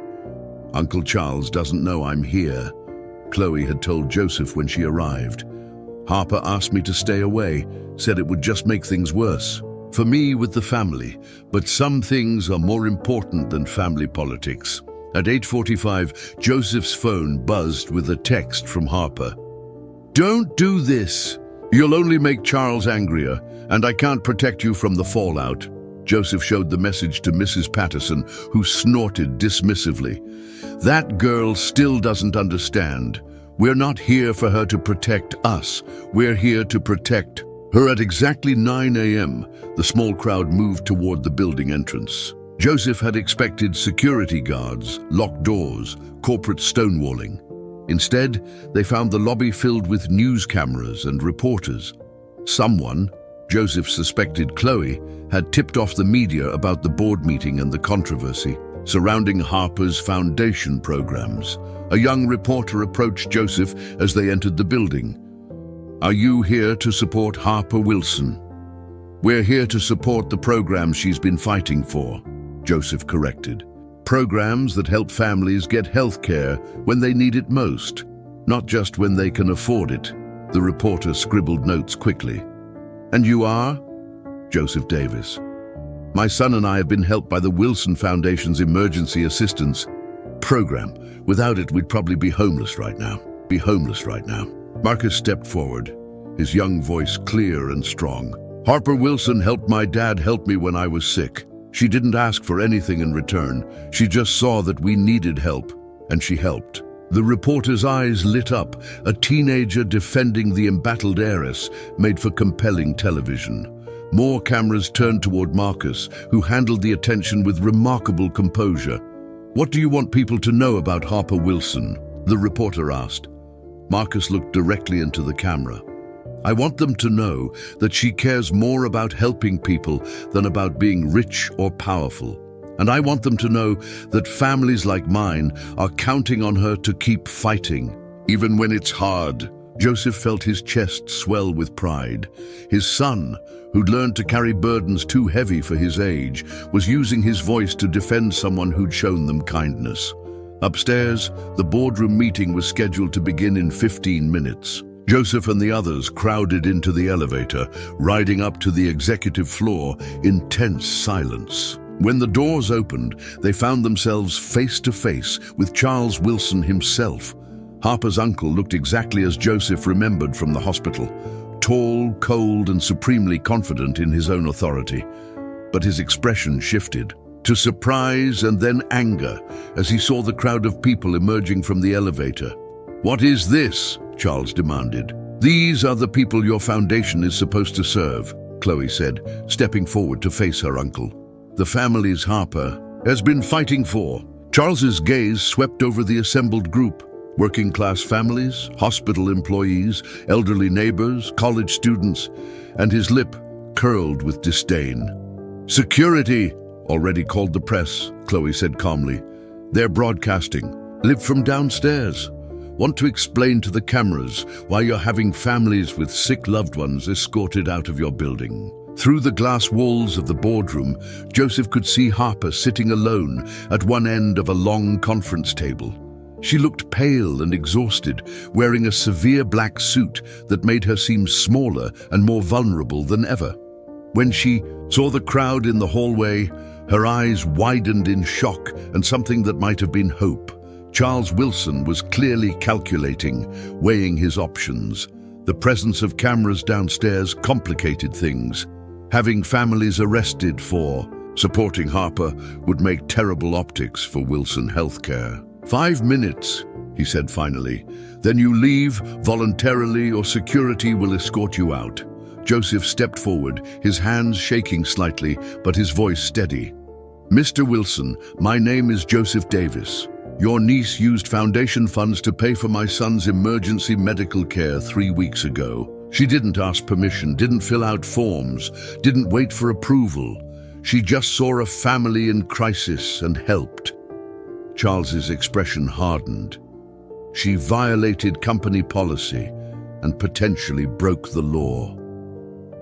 "She saved my family from bankruptcy," Joseph replied, "and she did it because she believes Wilson Healthcare should be about helping people, not just making money." Maria Santos stepped forward next. "My daughter Isabella had emergency surgery 2 years ago. The foundation paid for it when our insurance fell through. Harper personally called to make sure Isabella got the follow-up care she needed." One by one, the families shared their stories. Emergency assistance that prevented homelessness. Medical bills covered when insurance companies found technicalities to deny claims. Foundation programs that had literally saved lives. Through the glass, Joseph could see Harper listening to every word, tears streaming down her face. The board members looked increasingly uncomfortable as the human cost of their financial decisions became impossible to ignore. Charles Wilson's face grew darker with each story. "Enough," he said finally. "These anecdotes don't change the fact that Harper misused company funds without authorization." "Actually," Chloe said, pulling out her phone, "they change everything." She held up the device, showing a video call in progress. On the screen was a familiar face, Richard Wilson, Harper's father, sitting up in his hospital bed with a tired but alert expression. "Hello, Charles," Richard Wilson said, his voice weak but clear. "I think we need to talk." The silence in the hallway was absolute. Charles Wilson's face went through several emotions: shock, fear, and finally, rage. "How long have you been awake?" Charles demanded. "Long enough," Richard replied. "Long enough to hear about your plans for my company, my foundation, and my daughter.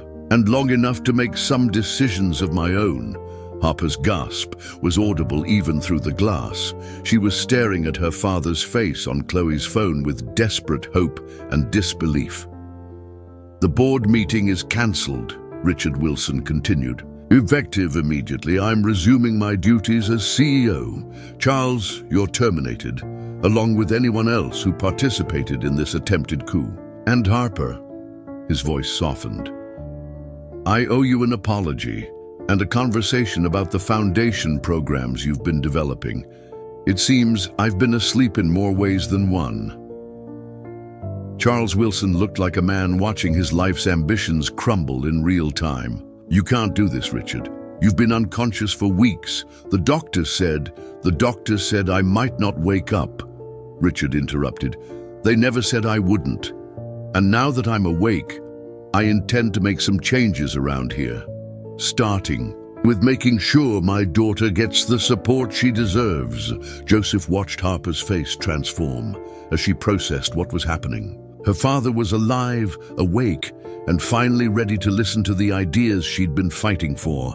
The foundation programs would survive. The families, depending on Wilson Healthcare's compassion, would continue to receive help. But more than that, Harper was no longer alone in her fight.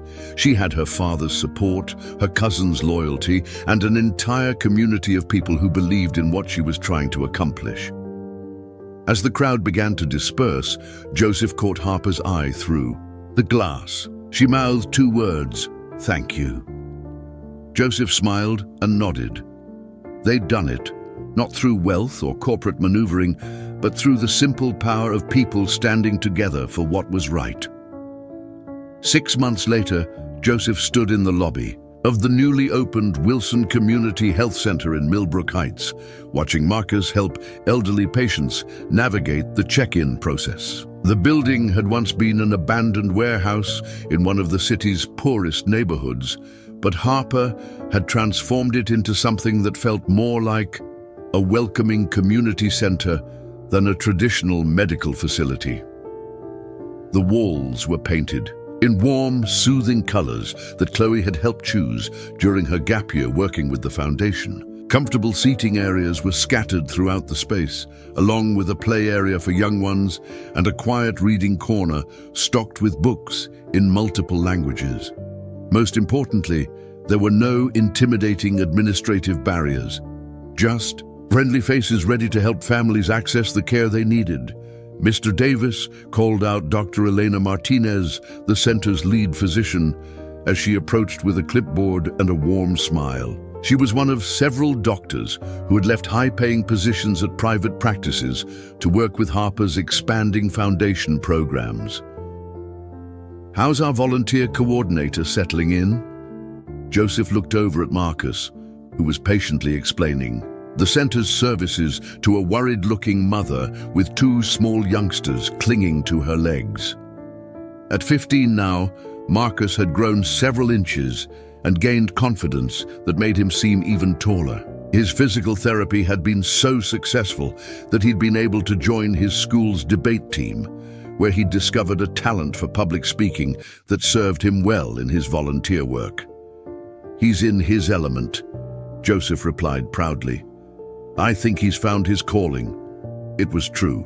Marcus had started volunteering at the health center 2 months ago, initially just helping with filing and basic administrative tasks. But his natural empathy and ability to connect with families in crisis had quickly made him invaluable. Harper had created a formal youth ambassador program, with Marcus as the first participant, designed to train teenagers from the community to help bridge the gap between medical providers and the families they served. "Your son has a gift," Dr. Martinez observed. "He makes people feel seen and heard. That's not something you can teach."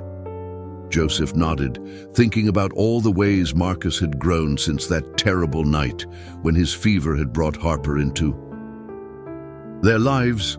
The boy who had once worried about being a burden to his father had become someone who actively sought out ways to help others carry their burdens. "Joseph," Harper's voice carried across the lobby as she emerged from a meeting room, followed by a group of people in business attire who looked nothing like the typical Wilson Healthcare board members. These were community leaders, social workers, and representatives from local organizations, the kind of people Harper now consulted when making decisions about foundation programs. She approached with the quick, energetic stride that had replaced her old, careful, uncertain movements. 6 months of having her father's full support and the freedom to implement her vision had transformed Harper from a hesitant idealist into a confident leader. "How did the meeting go?" Joseph asked. "Better than I hoped," Harper said, her eyes bright with excitement. "The City Council approved our proposal for the mobile health units. We'll have 3 vans operating by the end of the year, providing services to rural communities and neighborhoods without easy access to medical care." Joseph smiled. The mobile health units had been one of Harper's original ideas, something she'd proposed to her father's board years ago, only to be dismissed as impractical and expensive. Now, with community input and careful planning, they were becoming reality. "And," Harper continued, "Mrs. Patterson's suggestion about the pharmacy program was approved unanimously. We'll be able to provide prescription medications at cost to families who can't afford them through traditional insurance." Mrs. Patterson had become something of a legend in the Foundation's planning meetings. Her decades of experience helping neighbors through medical crises had given her insights that no MBA program could provide. Harper had formalized her role as a community wisdom advisor, a position that came with a modest salary and the kind of respect for practical experience that had been missing from Wilson Healthcare's previous approach. "Speaking of Mrs. Patterson," Harper added, "she wanted me to remind you about dinner Sunday. She's making that chicken dish Marcus likes." Joseph chuckled. The weekly family dinners at Mrs. Patterson's apartment had become a cherished tradition. What had started as neighbors helping each other through difficult times had evolved into something deeper, a chosen family bound together by shared struggles and mutual care. "We'll be there," Joseph confirmed. "Though I should warn you, Marcus has been practicing his presentation about the Youth Ambassador program. He's going to want to recruit more volunteers." "Good," Harper said firmly. "We need more young people involved in this work. They see things we adults miss." It was a sentiment that Richard Wilson had embraced as well, much to everyone's surprise. Harper's father had returned to work gradually, splitting his time between recovering his strength and learning about the foundation programs his daughter had developed during his absence. The man who had once dismissed Harper's ideas as naive, idealism now spoke passionately about the need for healthcare systems to serve communities rather than just shareholders. "Dad wants to expand the model to other cities," Harper had told Joseph just last week. "He thinks we can create a network of community health centers that actually respond to what families need instead of what insurance companies will pay for." The transformation hadn't been without challenges. Charles Wilson had contested his termination, leading to months of legal battles that had ultimately vindicated Richard's decision. Several board members had resigned rather than support the foundation's expanded mission, but they'd been replaced by people who understood that sustainable healthcare meant serving all members of the community.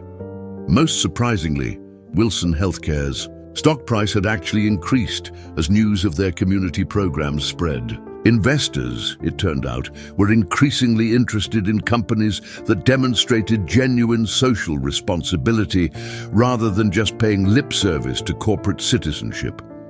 "Joseph," Harper said now, lowering her voice slightly, "I have something I want to discuss with you."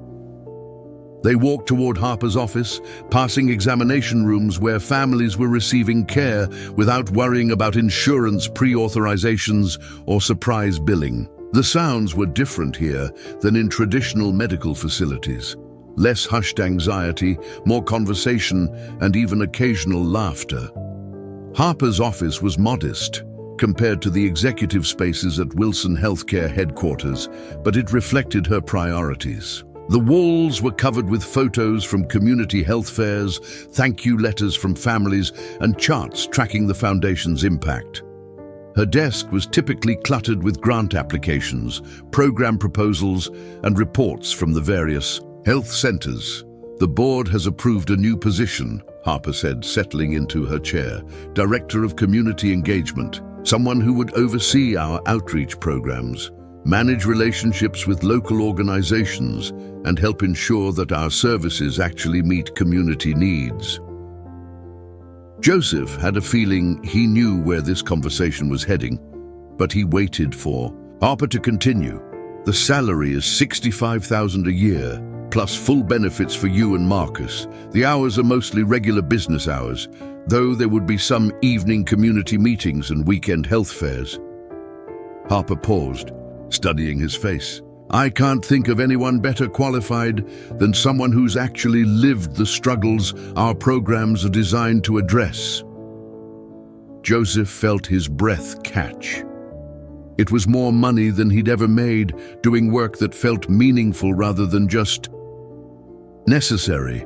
It would mean leaving the overnight custodial job that had been his lifeline for the past year, stepping into a role that required him to be visible and vocal rather than invisible and silent. "You don't have to answer now," Harper said quickly. "Take time to think about it. Discuss it with Marcus and Mrs. Patterson." Joseph looked out Harper's window at the bustling health center lobby, where Marcus was now showing a group of teenagers around the facility. His son caught his eye and waved, his face bright with enthusiasm for the work he was doing. "I don't need time to think about it," Joseph said, turning back to Harper. "Yes, absolutely, yes." Harper's smile was radiant. "Really? Really? Though I do have one condition." "Name it." "Mrs. Patterson gets her own office and a proper title. Community Wisdom Advisor doesn't fully capture how valuable she is to this operation." Harper laughed, the sound full of joy and relief. "Done. She can have whatever title she wants and any office in the building." As they shook hands on the agreement, Joseph felt something settle into place that had been missing since Sarah's death. A sense of purpose that went beyond just survival, beyond just getting through each day. He was going to be part of building something that mattered, something that would help families avoid the struggles his own family had endured. Outside Harper's office, the Wilson Community Health Center hummed with activity. Families receiving care, volunteers helping neighbors, medical professionals who had chosen service over profit.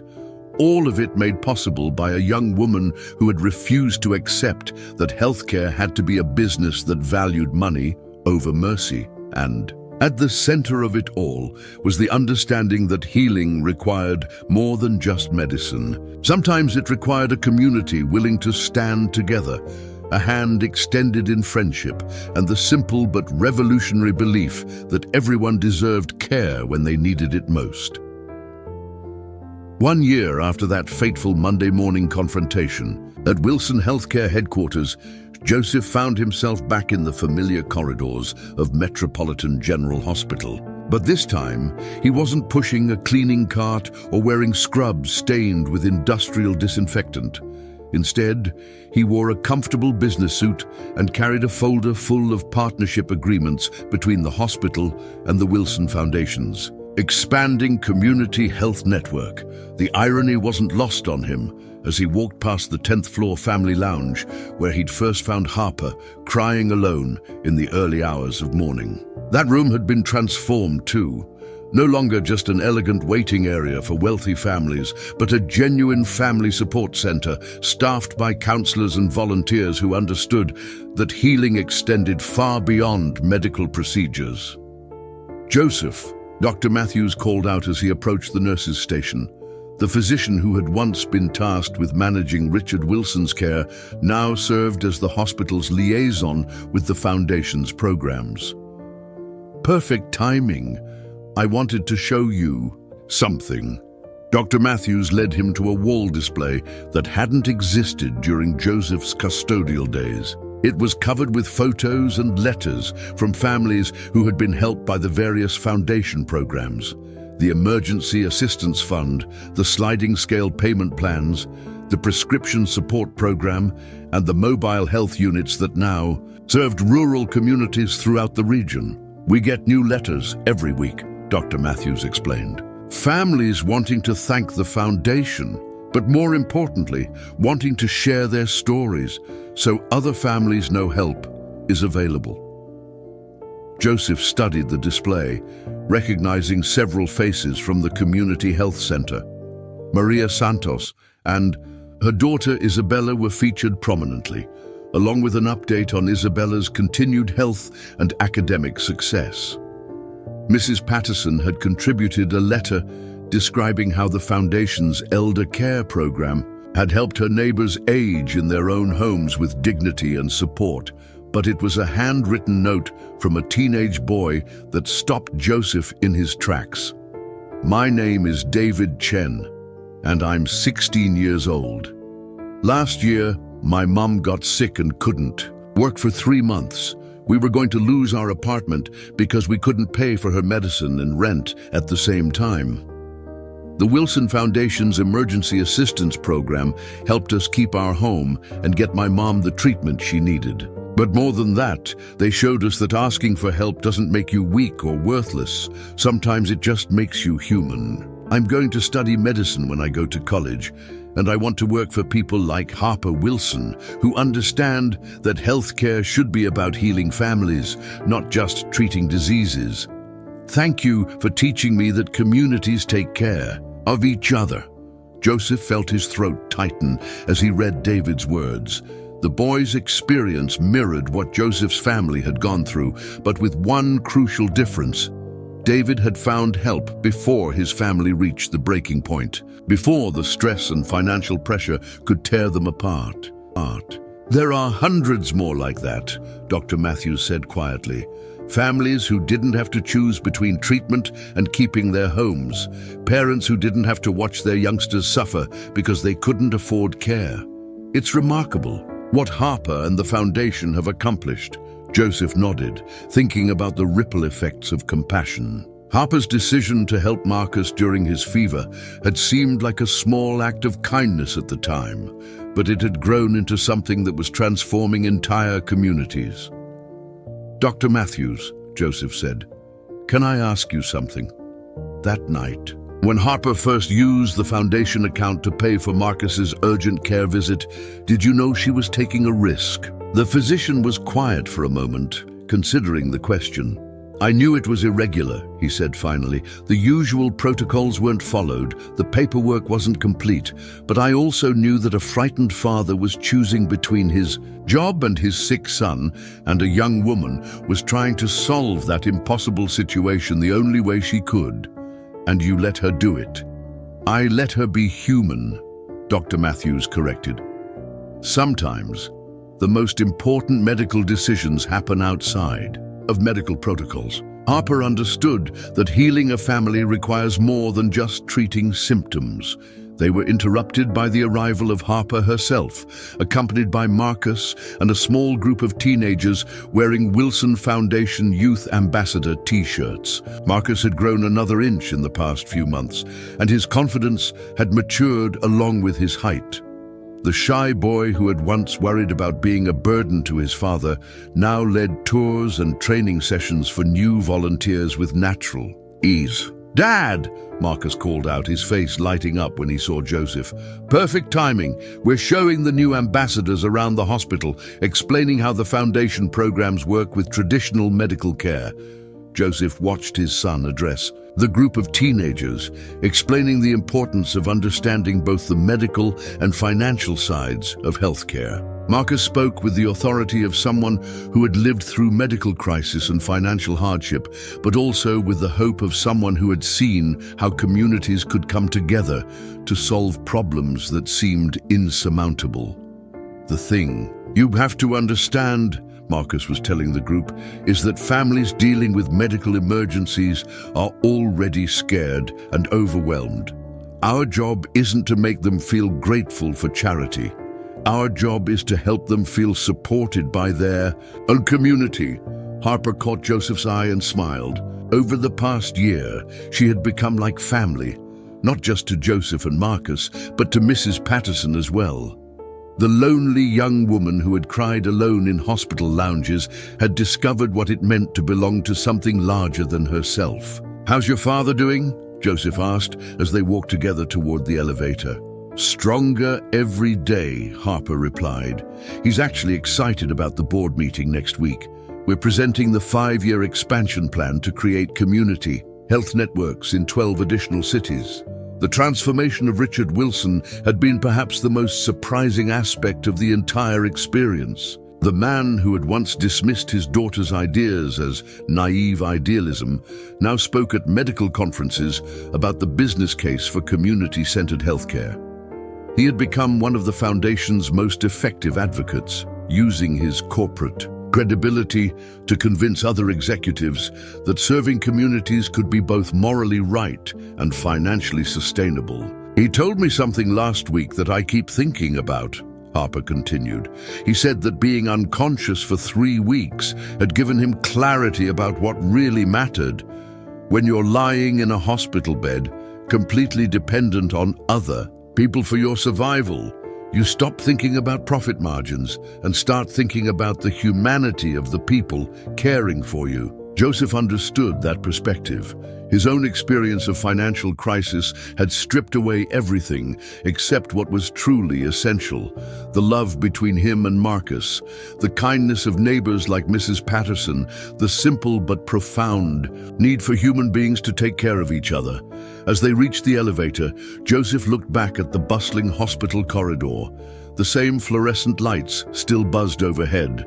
The same antiseptic smell lingered in the air, but something fundamental had changed. The building felt less like an institution and more like a place where healing actually happened. Not just medical healing, but the kind of healing that occurred when people felt seen, valued, and supported. "You know," Joseph said to Harper, as they waited for the elevator, "a year ago I thought success meant just surviving until tomorrow. Getting through each shift, paying each bill, making it to Marcus's next appointment." "And now?" Harper asked. Joseph thought about his new office at the Community Health Center, where families came not as desperate supplicants, but as community members seeking support from their neighbors. He thought about Marcus, who had transformed his own experience of struggle into a calling to help others. He thought about Mrs. Patterson, whose wisdom and kindness now had an official platform and the respect she had always deserved. "Now, I think success means building something that makes tomorrow better than today," he said. "Not just for your own family, but for all the families who are fighting the same battles you fought." Harper nodded, understanding passing between them without words. They had learned something important in those long nights at the hospital, something that had nothing to do with medical procedures or business strategies and everything to do with the simple courage required to extend your hand to a stranger in need. The elevator arrived, and as they stepped inside with Marcus and the youth ambassadors, Joseph felt the satisfaction that came from work that mattered. Outside, the city continued its daily rhythm of struggle and hope. But now there were places where families could find help before they reached the breaking point, where asking for assistance was met with understanding rather than judgment, where healing was understood to be about more than just medical care. Sometimes, Joseph reflected, the most profound changes began with the smallest acts of compassion. A night janitor stopping to comfort a crying stranger, a wealthy young woman choosing humanity over policy, a community deciding that taking care of each other wasn't charity, but simply what neighbors do.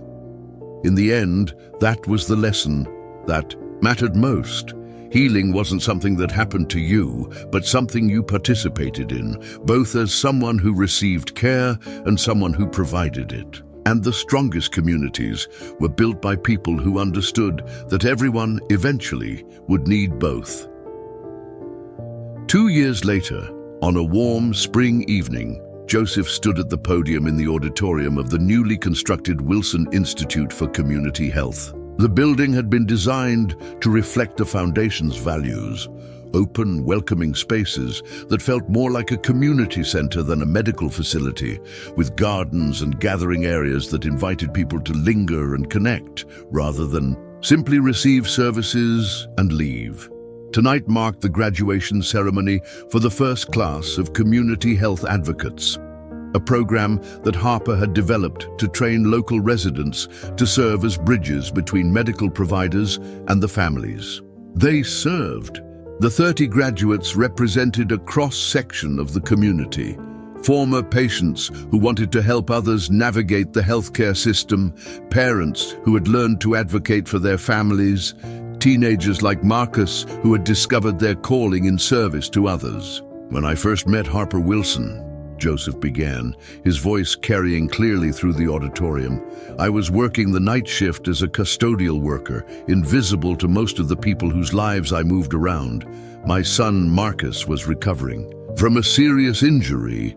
We were drowning in medical debt, and I felt like I was failing at the most important job I'd ever had, being his father. In the audience, Joseph could see Marcus sitting with the other youth ambassadors, now 17, and preparing for his senior year of high school. He had been accepted to several colleges with full scholarships, including Northwestern University, where Chloe was now finishing medical school. But Marcus had surprised everyone by announcing his intention to take a gap year to help launch the Community Health Advocate program in 3 new cities.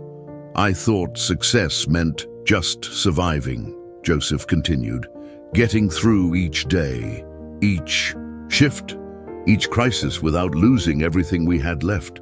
But Harper taught me that success isn't about what you survive. It's about what you build from the experience of having survived. Mrs. Patterson sat in the front row, now 81, and officially titled the Senior Community Wisdom Advisor for the Wilson Foundation. Her role had evolved from informal neighborhood helper to recognized expert in community-based support systems. She consulted with healthcare organizations across the country, sharing decades of experience in the simple but profound art of neighbors helping neighbors. The graduates we're celebrating tonight, Joseph said, gesturing toward the 30 men and women in caps and gowns, understand something that took me too long to learn. They understand that healing happens in community, that care is something we give and receive, and that the most powerful medicine is often the knowledge that you're not facing your struggles alone. Among the graduates was Maria Santos, whose daughter Isabella was now a healthy 12-year-old, with dreams of becoming a doctor herself. Maria had become one of the program's most effective advocates, using her own experience to help Spanish-speaking families navigate complex medical systems. Her graduation project had been a bilingual resource guide that was now being used in community health centers across the state. Also graduating was David Chen, the teenager whose letter had moved Joseph so deeply 2 years earlier. Now 18, David had spent his senior year of high school working with the foundation while completing his studies.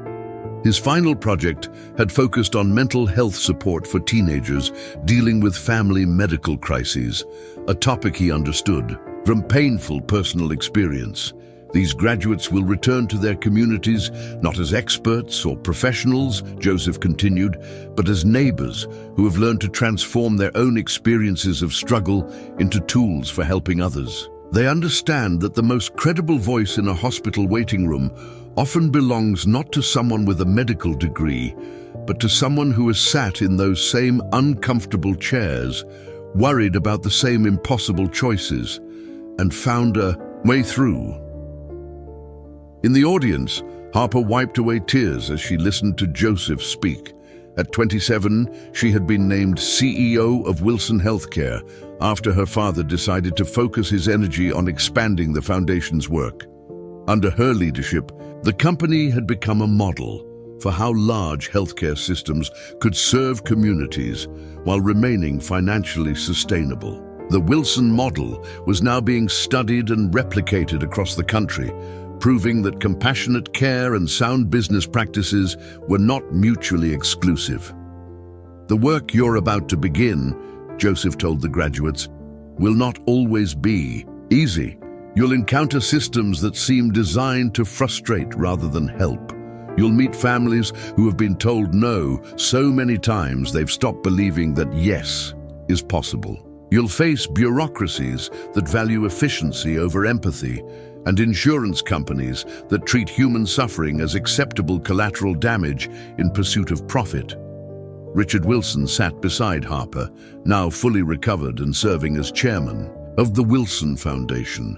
His near-death experience had fundamentally changed his perspective on what constituted a life well lived. He spent his days working with other healthcare executives, sharing the business case for community-centered care and proving that serving people and serving shareholders were not incompatible goals. But you'll also discover something that I learned during those long nights at Metropolitan General Hospital, Joseph continued. You'll discover that individual acts of compassion, when multiplied across a community, become powerful enough to change systems that seemed immutable. You'll learn that sometimes the most important word in healthcare isn't diagnosis or treatment. It's hope. Behind Joseph on the stage sat the faculty who had developed the Community Health Advocate Program. Dr. Martinez had left her position at the Community Health Center to lead the Institute's training programs. Chloe Wilson, now Dr. Wilson, served as the program's medical director while completing her residency in family medicine. Randy Coleman, Joseph's former supervisor, had become the program's logistics coordinator, bringing his understanding of healthcare operations to the curriculum. In closing, Joseph said, looking out over the audience filled with graduates, families, community leaders, and healthcare professionals, I want to share something that Marcus wrote in his college application essay. He wrote, "I used to think that needing help was a sign of weakness, but I've learned that being willing to help others is a sign of strength. And the strongest communities are built by people who understand that everyone will need both, to be helped and to help many times throughout their lives." Marcus stood and nodded toward his father, his face bright with pride and affection. The shy, worried boy, who had once felt like a burden, had grown into a young man who saw his own struggles as preparation for a life of service to others. These graduates understand that truth, Joseph concluded. They've lived it, survived it, and now they're ready to share it. They know that healing isn't just about fixing what's broken. It's about building communities strong enough to prevent things from breaking in the first place. And when prevention isn't possible, it's about making sure that no one has to face their darkest moments alone. The applause that followed was warm and sustained, but Joseph barely heard it. He was thinking about that night 3 years ago when he'd found Harper crying in the family lounge, how her simple act of paying for Marcus's medical care had set In motion, a chain of events that had transformed not just their lives, but the lives of thousands of families across the region. As the ceremony concluded and families gathered to congratulate the graduates, Joseph watched the interactions around him with deep satisfaction. Former patients embraced current advocates. Healthcare professionals shared stories with community members. Teenagers who had been helped by the Foundation's programs talked excitedly about their own plans to pursue careers in medicine and social work. Harper approached him as the crowd began to thin, her face glowing with the satisfaction that came from work that mattered. "Beautiful speech," she said, reaching out to squeeze his hand. "My grandmother would have loved this, seeing all these people committed to taking care of each other." Joseph smiled, thinking about the young woman who had once sat alone in hospital corridors, isolated by wealth and family expectations. She had found her way to belonging, to purpose, to the kind of deep satisfaction that came from using your resources to lift others up rather than to build walls around yourself. "You know what the best part is?" Joseph asked, gesturing toward Marcus, who was explaining the Youth Ambassador program to a group of younger teenagers. "What's that? In 20 years, when these graduates are training the next generation of advocates, they won't just be teaching skills and procedures. They'll be passing on something much more important, the understanding that taking care of each other isn't just what we do in emergencies. It's how we build communities worth living in."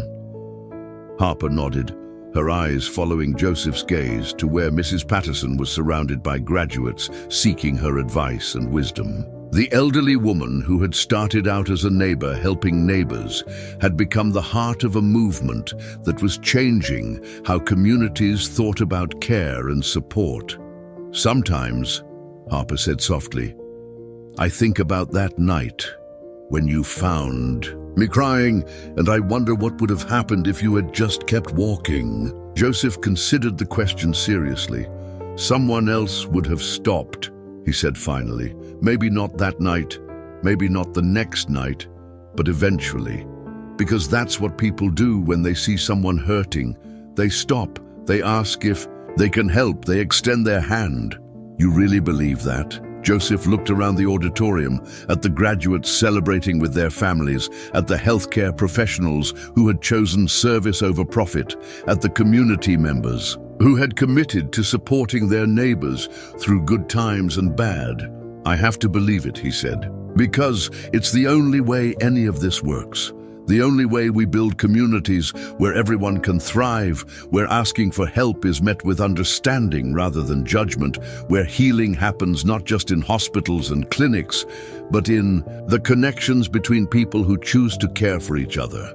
As they walked toward the exit together, Joseph felt the deep contentment that came from work that had meaning beyond paychecks and performance reviews.